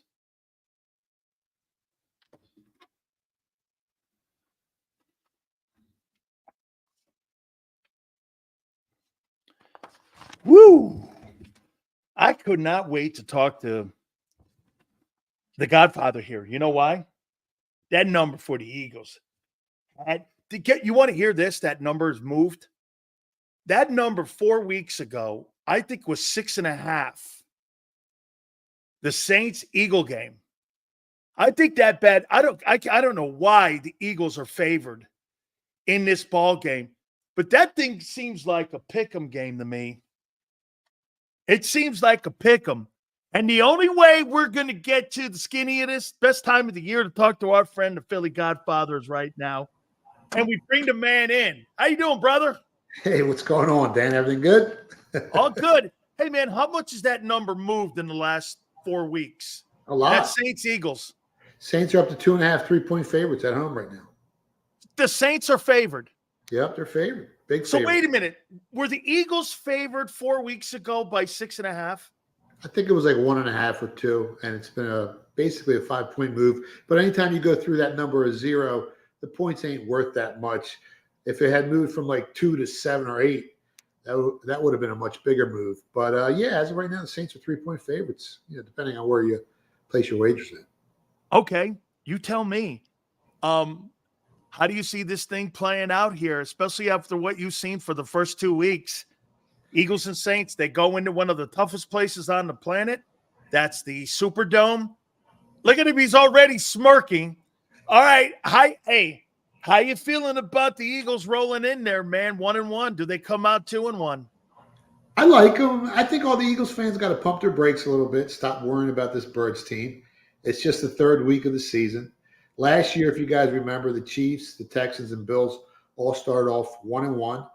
And you know what team started off 2-0 last year? Commanders, Falcons, and Saints. And the Saints were the only team out of those three that ended up with a winning record on the season. So it's still early. When it comes to the game, the Eagles, when they're healthy, they're 3-4 wins better than this Saints team. With no A.J. Brown, I still say they're at least 2 wins better than this Saints team. So they got the better roster on the field, man. And I mean, Derek Carr's been playing lights out. He's got like 142 rating. And they put up, 91 points. I mean, it's like they're scoring on every possession. But they have, actually. Yeah, they played the Panthers. Panthers are the worst team in the NFL. They played a Cowboys team that I told you guys would regress. Honestly, I don't think they're going to win 9 games this season, this Cowboys team. So they're basically a 500 ball club. And in that game against the Cowboys turned the ball over twice. So they've been really fortunate to be 2-0. I mean, they won those games convincingly, but the turnovers in that Dallas game is what killed them. The Eagles, on the other hand, turned the ball over 3 times against the Packers, found a way to win. They lost the turnover battle against the Falcons. And the game they should have won if Sirianni doesn't shoot himself in the foot, not kicking a field goal early. I mean, making some he had some brain cramps in that game, some bad decision making. And if Saquon just catches the ball at the end, that game's a wrap. So the Eagles really should be 2-0. They haven't looked great at 1-1, but I think they're the better team. And you're giving me 3 points with the better team. I like the Eagles here +3 or better, man.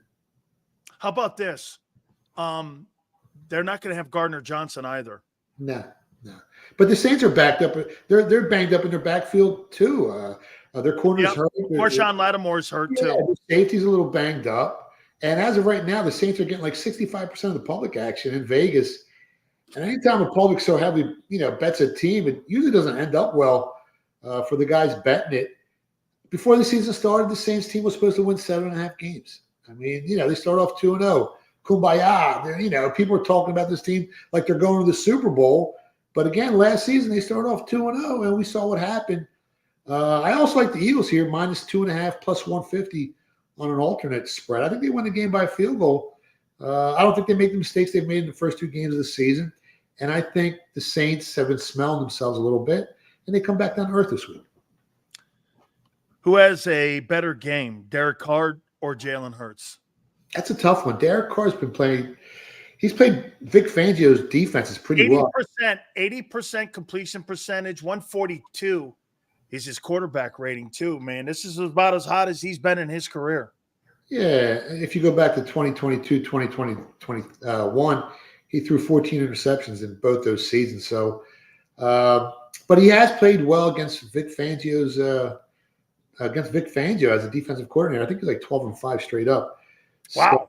So, I think if the Eagles, all they got to do is stack the box, make sure they don't kill him with the run, and force Derek Carr to pass the ball. He's going to make some mistakes here, and the Eagles could capitalize on those mistakes. As long as Jalen Hurts doesn't continue to be a turnover machine, I think the Eagles can win this game on the road. People have given up on this team already. It's crazy. It's only, 2 weeks have gone by. It's nuts. Who has a better game, Alvin Kamara or Barkley? These two guys, if you're going to really pick two players, Godfather, that you would have on the Pro Bowl team for the NFC, those are the two best backs right now in the NFC, Alvin Kamara and Saquon Barkley. I mean, Barkley's played great. Kamara's played great. Who do you like in this matchup? It's close, man. I mean, Barkley's going to have to outperform Kamara for the Eagles to win. The Eagles are going to have to establish the run, keep that offense of the Saints off the field. I'm going to go with Barkley. I think Barkley has a slightly better game. How about Olave and Devontae Smith? Chris Olave's really played well for them. They got some weapons, man, in New Orleans. I mean, who would have, Godfather, I thought last year we would see the Saints team of this year. I thought they were going to be that team. I don't know. Maybe it's just coming together for them here. Like you said, this game's going to tell us a lot about both football teams this Sunday here. So, Chris Olave or Devontae Smith, who do you think has the better game? I think Olave might have a better game. I bet him anytime touchdown. So that's an NFL prop if you guys want to get down on. The adjusted win totals, Eagles are still at 10.5 for the season, and the Saints have bumped up to 10.5. But I think that's an overreaction about the first two games, how they performed and how efficiently they look. But I think Olave's slightly better. I bet him anytime touchdown. I think Goddard's going to have to get more into this game than he did last time out. Saquon should have a big game running the ball. And like I said, it comes down to Jalen Hurts, man. He can't continue to throw, interceptions, bad decision-making. He's going to have to take off with his legs a little bit as well. And I'm hoping the Eagles come out with a victory. One of my favorite times now is going over the Sunday games and Monday games. There's a doubleheader on Monday, believe it or not.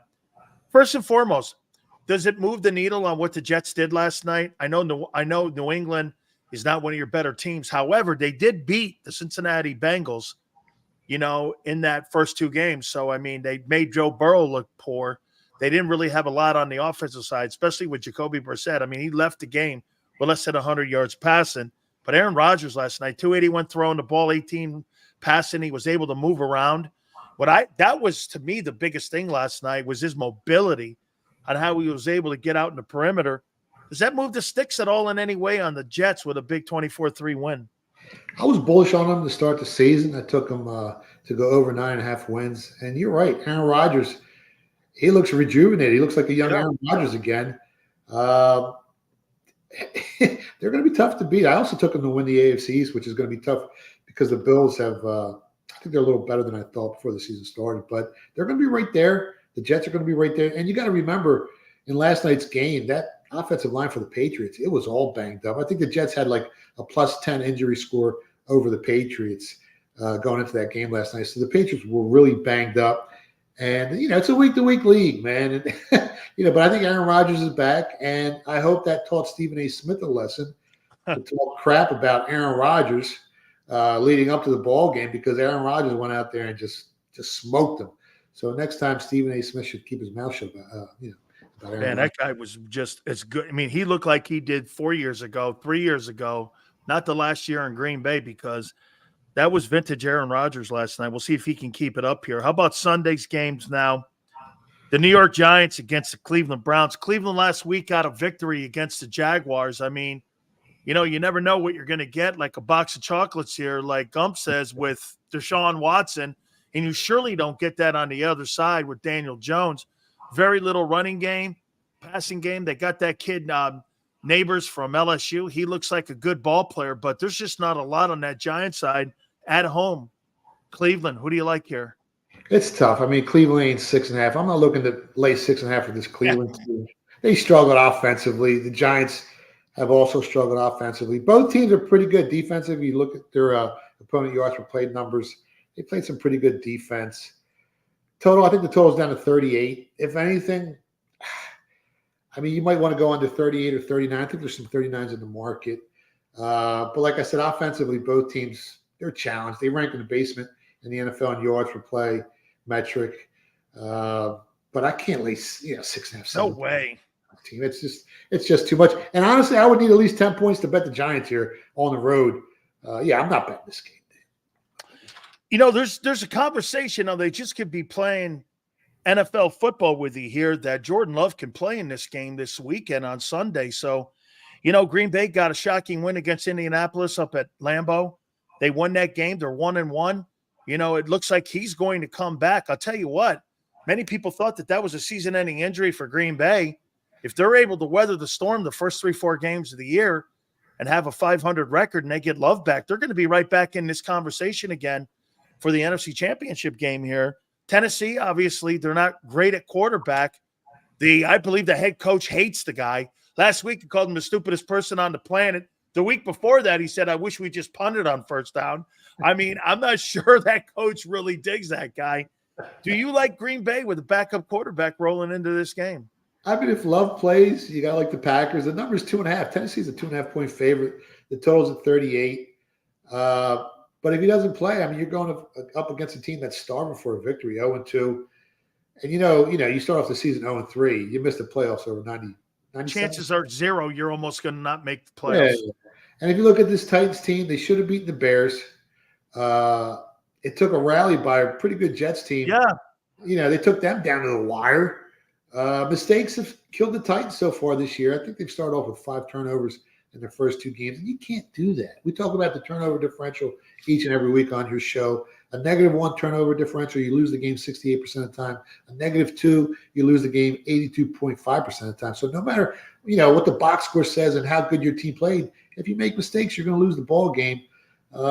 If they can hold on to the football, the Titans, and Jordan Love doesn't play, well, then the Titans are definitely the side here. Well, the coach, stupidest guy I've ever seen. I mean, at a press conference, it was the dumbest play I've ever seen in my life a quarterback make. And I don't know, man. I don't know if Callahan's going to keep that guy around. Chicago, Indianapolis here, man. Caleb Williams is the only quarterback in pro football right now without a touchdown pass. And you got a Colts team that was upset last week, and Anthony Richardson had 3 picks. He did not look good. And Shane Steichen, man, maybe we're starting to come and have a Jesus conversation. There he is. But I'm a little bit disappointed so far in the start here to this Colts team. Chicago's actually 1-1 going into this ball game. Who do you like? Yeah, I mean, the Bears had no business beating the Titans like we talked about before. And this Colts team, I mean, they're starving for a victory as well. I like the Colts here at a pick. Game's a pick 'em. If you look at, what has Caleb done? He's put up 100-something yards in offense against the Titans. I think he threw for like 200 against the Texans. And the only reason why the Texans won by 6 points was because they fumbled the ball at the goal line, with like 2 minutes left, or else that would have been a double-digit victory.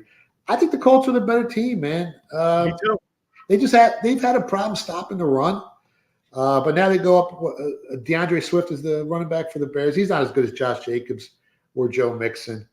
I like the Colts. I think the Colts are the better team, and they need a win, man. How about this game? Who would have said this was going to be a game? The undefeated Houston Texans versus the undefeated Minnesota Vikings. And it's in Minneapolis, too. And, boy, I'll tell you, man, I don't know, old Sam Darnold, man. Talk about a reclamation project. I have such a hard time going, I'm going to take Sam Darnold over C.J. Stroud. Man, I don't care what happens. I am not doing that. No way. I like Stroud. Yeah, I mean, Texans are laying 2 on the road. The total's at 46. And like you said, both teams are 2-0. Even though the records, they're identical, I think the Texans are I think they're the better team, man. Soup to nuts, they got the better roster. They got the better Super Bowl odds. After 2 weeks, they're at 11-1 to win the Super Bowl, while the Vikings are still at 45-1. So that's a little bit of a tell how the odds may feel about these 2 teams. Anything under field goal, I think you got to go with the Texans. They got the better quarterback. They got more weapons on offense. And I think C.J. Stroud is much better than Darnold. I like the Texans here, -2. I'm not sure Herbert's going this weekend. Then you got the greatness of Justin Fields, who's averaging 117 yards a game in passing. And I don't know, man. I mean, they're winning, and then it's Tomlin. They got a great defense. But here, one thing that you could say about this Charger team, they are averaging 192 yards a game rushing. J.K. Dobbins has truly been the star of this Charger team in the first 2 games. I mean, if they can establish a run now, that Steeler defense is absolutely sensational. They shut down truly Bijan Robinson in that opener. But I don't think that this is going to be a game where you're going to be throwing the ball around on both sides now with Herbert's out. This game's going to be kind of like one of those 20-18 kind of games. How do you see this game playing out? And it's in Pittsburgh. Yeah, the odds makers agree with you. This has the lowest total of any game on the sports betting screen. Total's 35. So that goes – it opened 38. It's dropped down to 35. 3 points. That's a big move towards the under. The point spread went from Pittsburgh -1 to -2.5. It's been bouncing, back and forth all week. This Chargers team, if Justin Herbert plays, I mean, they beat a solid Raiders team. Yep. It came off that big win against the Ravens, and they smoked a bad Panthers team. I mean, that game, I don't even look at that game. While the Steelers, they beat a Falcons team, but the Falcons turned the ball over 3 times in that one. So I don't really put much, into that one. They beat a bad Broncos team, but that game was close, man. It was 13-6, and the Broncos turned the ball over twice in that one too. Both, like we said, both defenses have been lights out. Chargers have given up only 13 points in the first 2 games of the season. Steelers have given up 16 points. I think the game's a coin flip. And anytime, you give me plus money, I'll take the underdog. If I can get +3 and Herbert does play, I'll probably end up on the Chargers here. But at 35 points, I'm not going to bet the total. But if Herbert plays, I'll take +3 on the Chargers. I'm with you on this next game. I have not seen one redeeming quality about Bo Nix. And you got the Bucs on the other hand. It's in Tampa too, by the way. Denver's got to travel to Raymond James. Baker Mayfield, get this, since December 3rd, the Buccaneers are 10-3. And, I mean, he's out to a great start once again. He seems that he's settled in. Godwin and Mike Evans look like they have a great connection there with Baker Mayfield. They're running the ball better. They're playing better on defense too. This Bucs team is surprised right out of the gate here in the first quarter pole of the season. I know it's 2 games, but Denver, I'm not seeing it yet, man. I don't see the Sean Payton magic that supposedly for $20 million a year, he was going to go up there and change the world up there because I don't know, man. I mean, Denver traveling on the road to the Bucs. Well, who do you like here? And like you said, Tampa Bay has looked really good first 2 weeks of the season. They beat a Commanders team that, I think they were expecting to beat that team. But then they beat the Lions, which have Super Bowl aspirations. But they were really lucky in that game against the Lions. The Buccaneers had 12 less first downs. They had 247 less total yards. And they lost the time of possession battle by like 7 minutes. So they were kind of lucky beating the Lions there. But 7 points in the NFL, it's a ton. You look at last week, all the 7-point favorites, they didn't just not cover the spread. I think they lost the game outright. So anytime you're laying 7 in the NFL, that's a ton of points. And the Broncos, to be honest, they got a pretty good defense. Their defense ain't bad. What's killed Denver this season has been the turnovers and penalties, which I think they cost them both losses. I mean, they lost to Seattle by 6? They lost to Pittsburgh by 7. And like we said earlier, nobody wants to start off the season 0-3. If anything, I haven't bet it, but I think the Broncos at +7, I think they can hang around with that defense and keep them within the Vegas number here. I haven't bet it yet, though. So if I do, I'll give it out on Twitter. How about this, man? Do you do anything when Carolina is on the docket here? They're playing the Raiders. How about this? Raiders win this ball game. They'd be 2-1 on the season here with the legendary Gardner Minshew. I mean, Gardner Minshew. Hey, who would have thought this? If the Eagles lose and they fall to 1-2, that the Raiders could turn around and be 2-1 with Gardner Minshew, who was the backup quarterback in Philadelphia a couple of years ago, and he'd have a better record than Jalen Hurts heading into Week 4. I mean, how do you see this bad puppy? The only thing that scares me, like I said, the whole world's betting the Raiders this week. And we see it week to week. Usually it doesn't end up well, in the sports betting market. I mean, Bryce Young's been benched, right, for Andy Dalton. So I think he's an upgrade. I think last time he started, he threw for, 360 yards. So I'm not looking to bet this game, but I'm not trying to be on the Raiders either. Minshew Mania. All right, here we go. Miami. What's his name? Tyler. I mean, versus Gino. Gino's played well, man. Seattle's, I think they're 2-0 out of the gate here. You got Miami now with Skylar. What's his name? Skylar Thompson? Yeah. Okay, Skylar Thompson. That sounds like a stripper's name. Okay? He's the quarterback of the Miami Dolphins, the guy who sounds like a stripper. And you got the Hello Kitty head coach going up to Seattle. Man, I like Seattle in this one here. It's hard not to, even though Miami has some extra rest. And backup quarterbacks have actually done pretty well in their first start of the season. I think they're like 38 and 30 against the spread, right around 55%, surprisingly. But that line's moved from Miami being a favorite. Now Seattle's minus 4.5. Total's at 42. Miami's offensive line is all banged up. That defensive line of Seattle's pretty good.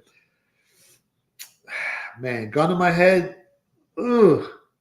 I'll probably lean Seattle. I didn't bet the game, but Seattle's probably the right side. But I'm not looking to bet it. Not that Philly Godfather and myself would know anything about the champagne room for Skylar Thompson. Not that we would know anything about that. We only have friends tell us that we know talks about the champagne room. As I digress and move on, here's one of the bigger games of the weekend: Baltimore, Dallas. Cowboys need a win, and boy, do the Baltimore Ravens. Lamar Jackson has never started 0-2. That means he's never started 0-3. He's the reigning MVP of the league. The Cowboys just got poleaxed by the Saints. Who do you like in this one? It's in Arlington. Well, originally the Cowboys opened up a 1-point favorite, and now the Ravens are a 1-point favorite. The total, basically 47. Do or die for the Ravens. I don't think the Cowboys are that good this year. I told you before the season started, their offensive line was projected to be anywhere from 10th to 15th in the NFL. And Dak's numbers have been a byproduct of some really, really good top 5 offensive lines. I think they got lucky against the Browns. Last week they got exposed. Do or die for Baltimore. Lamar Jackson's going to have the Jets on. Baltimore has cost me a ton of money. They cost me money last week. They cost me money against the Chiefs. Take the Ravens. You got to take the Ravens here. Take the Ravens. You got to take the Ravens, man. I don't think the Cowboys are that good this year. The one thing that you're only concerned about is that Ravens loss of Queen and the secondary guys and the guys on defense, because there's been defensive issues, not just offensive consistency issues. I got to think they're going to rally because there's better coaching with Harbaugh. They got a better – and by the way, run Henry. Dallas can't stop the freaking run. Did you not see what Kamara did to him this last week? I think you take the ball out of the hands of Lamar and you put it in Henry's hands and let him run. All right. Yeah, and offensively, the Cowboys haven't been able to run the ball. I know. They have nobody. They got Ricky Ricardo or some dude back there running the ball for the Cowboys who can't move the sticks, and I'm not even sure Zeke's healthy to play. Yeah, so if you can't run the ball, you make that pass more mistakes. I think the Ravens are on the right side. This game here with the Rams, man, Sean McVay has great success against Kyle Shanahan, and then you combine that with Kittle out, and I'm not sure he's out, but they're saying he may be out for Sunday. McCaffrey's out, and then you got Deebo Samuel out. You got a ton of injuries over here still. From what I remember, they were like 6.5-point favorites still, or 6-point favorites going into Los Angeles at SoFi here. But, man, McVay's had great success against Kyle Shanahan. This is always a tough one here because I think McVay's the best coach in the league when it comes to play calling, and that includes Andy Reid. What do you got here? It's too many points. I like the Rams +7. The 49ers were banged up last week. You saw what happened. They're banged up this week going into this game. I think the Rams are the right side. You can grab a touchdown. Like I said, I had a conversation last week with my buddy, and I'm like, I can't believe, Detroit lane 7 didn't cover. And he said no teams in the NFL are covering 7-point spreads this season. So it's a lot of points in the NFL. I think Brandon Ayuk has a big game. I went over 63.5 receiving yards for him. But I think the Rams are the right side +7. I think you're going to be shocked where I'm going here. Detroit at Arizona. And by the way, I think you and I have picked Detroit to go to the Super Bowl and win it. But here, I got to tell you, Arizona, in their first 2 games, they've looked good. Kyler Murray was a freak last week against the Rams and blew them out. I mean, he was 325 yards of total offense he had. He looked as good as I've ever seen. Detroit's got to go to Phoenix. I don't know what the points are. I'm going to listen to you on this, but if the points are over 3.5, boy, I may lean on Arizona here. At home, Kyler Murray, Detroit. Look, and Aiden Hutchinson right now has got 5.5 sacks in 2 games, so he's going to have to put pressure on him. But anytime you got a mobile quarterback like that, that's always a tough cover. And I'll tell you this, Marvin Harrison Jr. too, he looks sensational. 2 touchdowns last week for him. How do you see this game? Interesting ball game. Yeah. Again, most of the public's going to be betting Detroit here. And I told you before the season started, I liked Arizona. I liked them over 6.5 wins. I thought they got a shot to make the playoffs. They drafted well defensively. They got weapons on offense. Kyler Murray's healthy. I like their coach. They had some good wins down the stretch last season. And right now the point spread's 3. But anything over a field goal, if you can grab Arizona at home, I think it's the right side. I think Detroit does bounce back and wins this game. But anything over 3, I like Arizona, man. Anything over 3, because you're right. 3, I'm still going to hang on Detroit on that one. But if that thing gets up, could you see that thing moving up a little more? Do you think that people are starting to buy into Arizona? That could actually come down. No, I think it might come down. I'm seeing 2.5 as some of the sports books offshore. You really want to pay attention to the offshore sports books if you can, because they move before the U.S. states, before the books in the states do, before even Vegas does. And they're the originator of the lines. That's where some of the bigger limits, they let you bet pretty big offshore. So pay attention to the offshore market. Some of those markets already went to 2.5. So I don't think it's going back up. And the greatness of the Atlanta Falcons hosting the Kansas City Chiefs. And, they could have easily won that Steeler game. And you could be looking at that football team being 2-0 themselves. I mean, Kirk Cousins last week turned the Philadelphia Swiss cheese defense. Xander, my friend, was calling it the no holes defense. I'm calling it the Swiss cheese defense.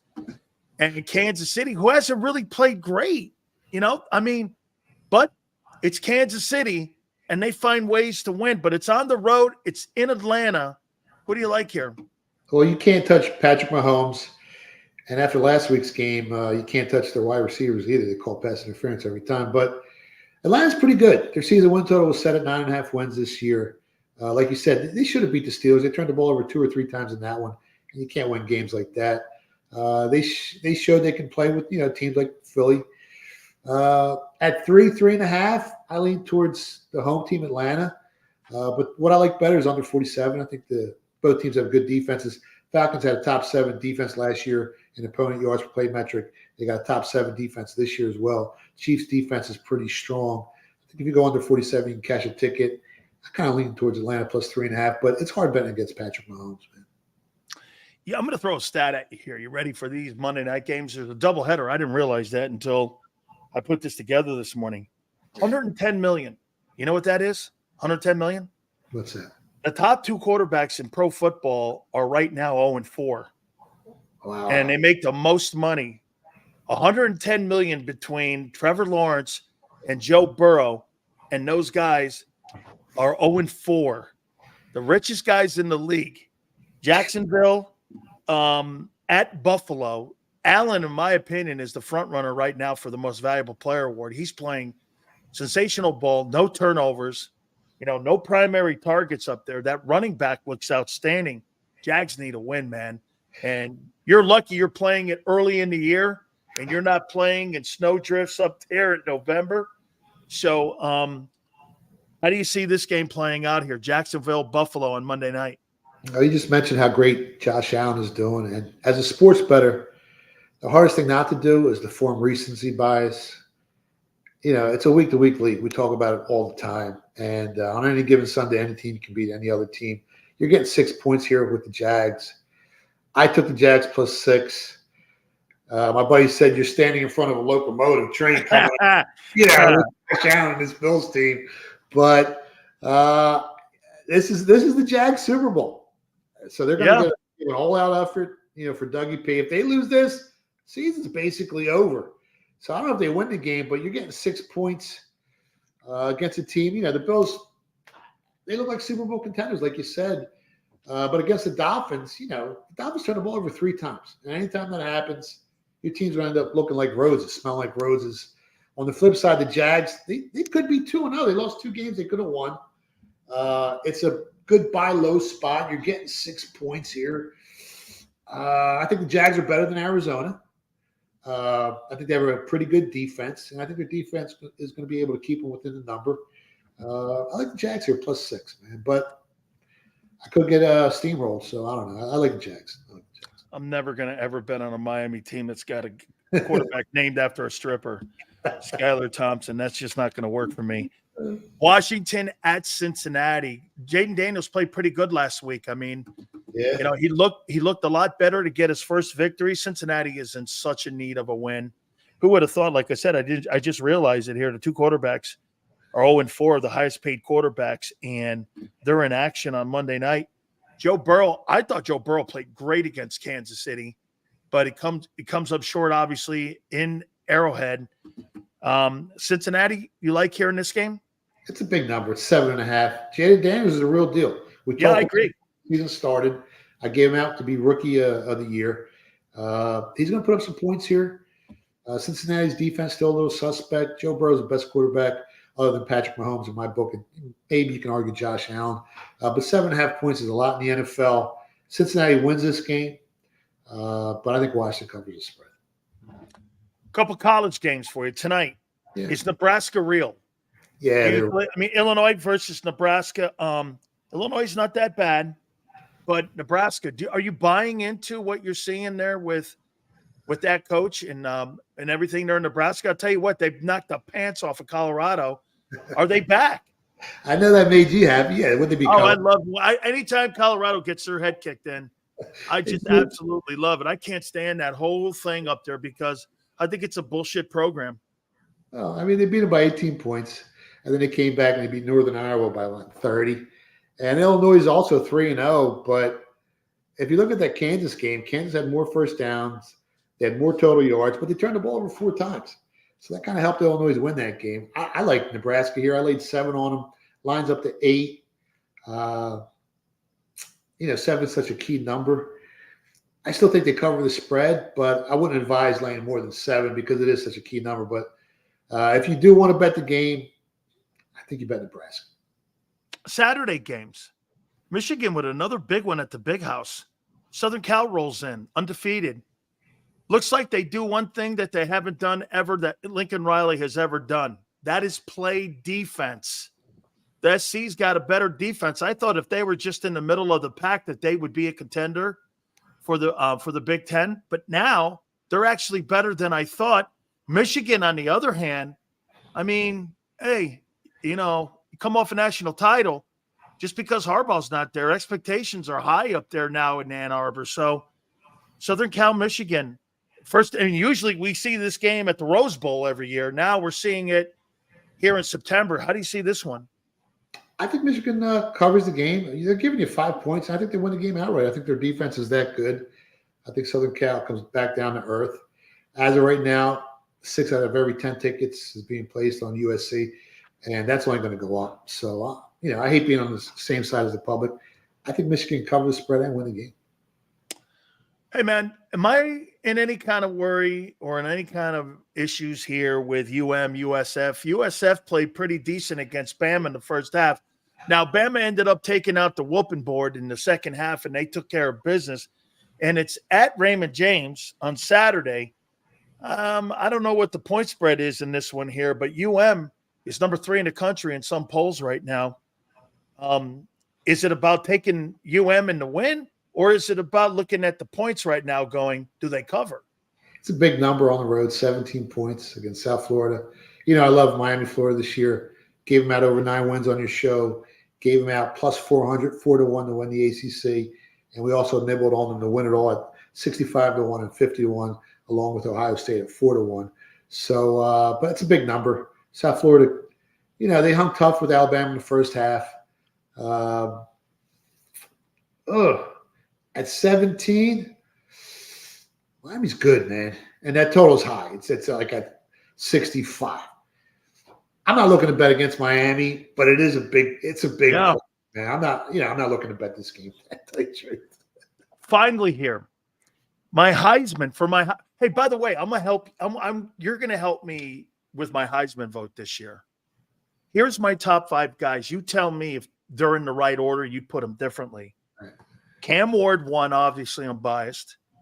Number 2, Ashton Janiti, the Boise State running back. I got 2.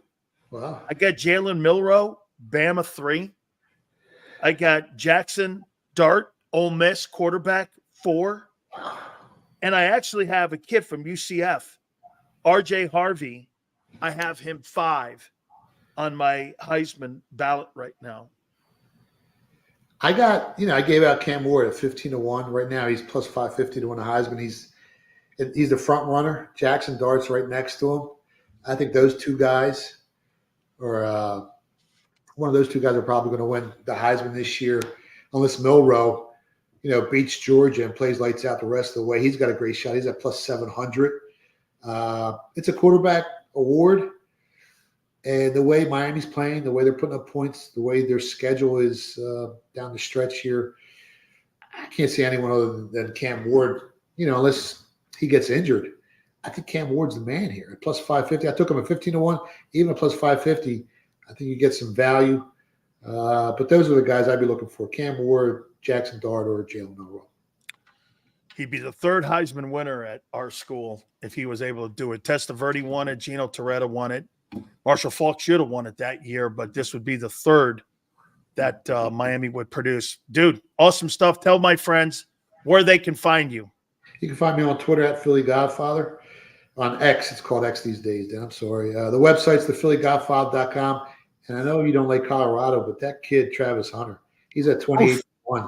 He's should be the best. He's the best player in the country. Yeah, I mean, he might sneak in there. Yeah. And another game I bet I like Oklahoma State over Utah. So if you guys want to fire, so good luck, guys. You got it. Thank you, brother. Appreciate it. See you next week. You got it. Guys, great stuff all week long. I can't thank you enough. Absolutely fantastic. You're a pleasure to talk to. I know we have a lot of fun with each other back and forth. Have a great football night tonight. Nebraska, Illinois, Saturday. We'll see you on the pregame show on Sunday, by the way. Don't forget, and the postgame show with Jacob, with Xander and John McMullen. Then on Monday Night Football, 2 to 6, JAKIB Sports. Have a great weekend. Joe, Xander, we so appreciate it very much. Thank you so much. Don't forget, show tomorrow on JAKIB with Xander, 11 a.m. Eastern time as well. Make sure you check out our boy, Xander Kraus, tomorrow, 11 o'clock Eastern time. That will be tomorrow. Thank you guys again. Have yourself a great one, and we'll see you on the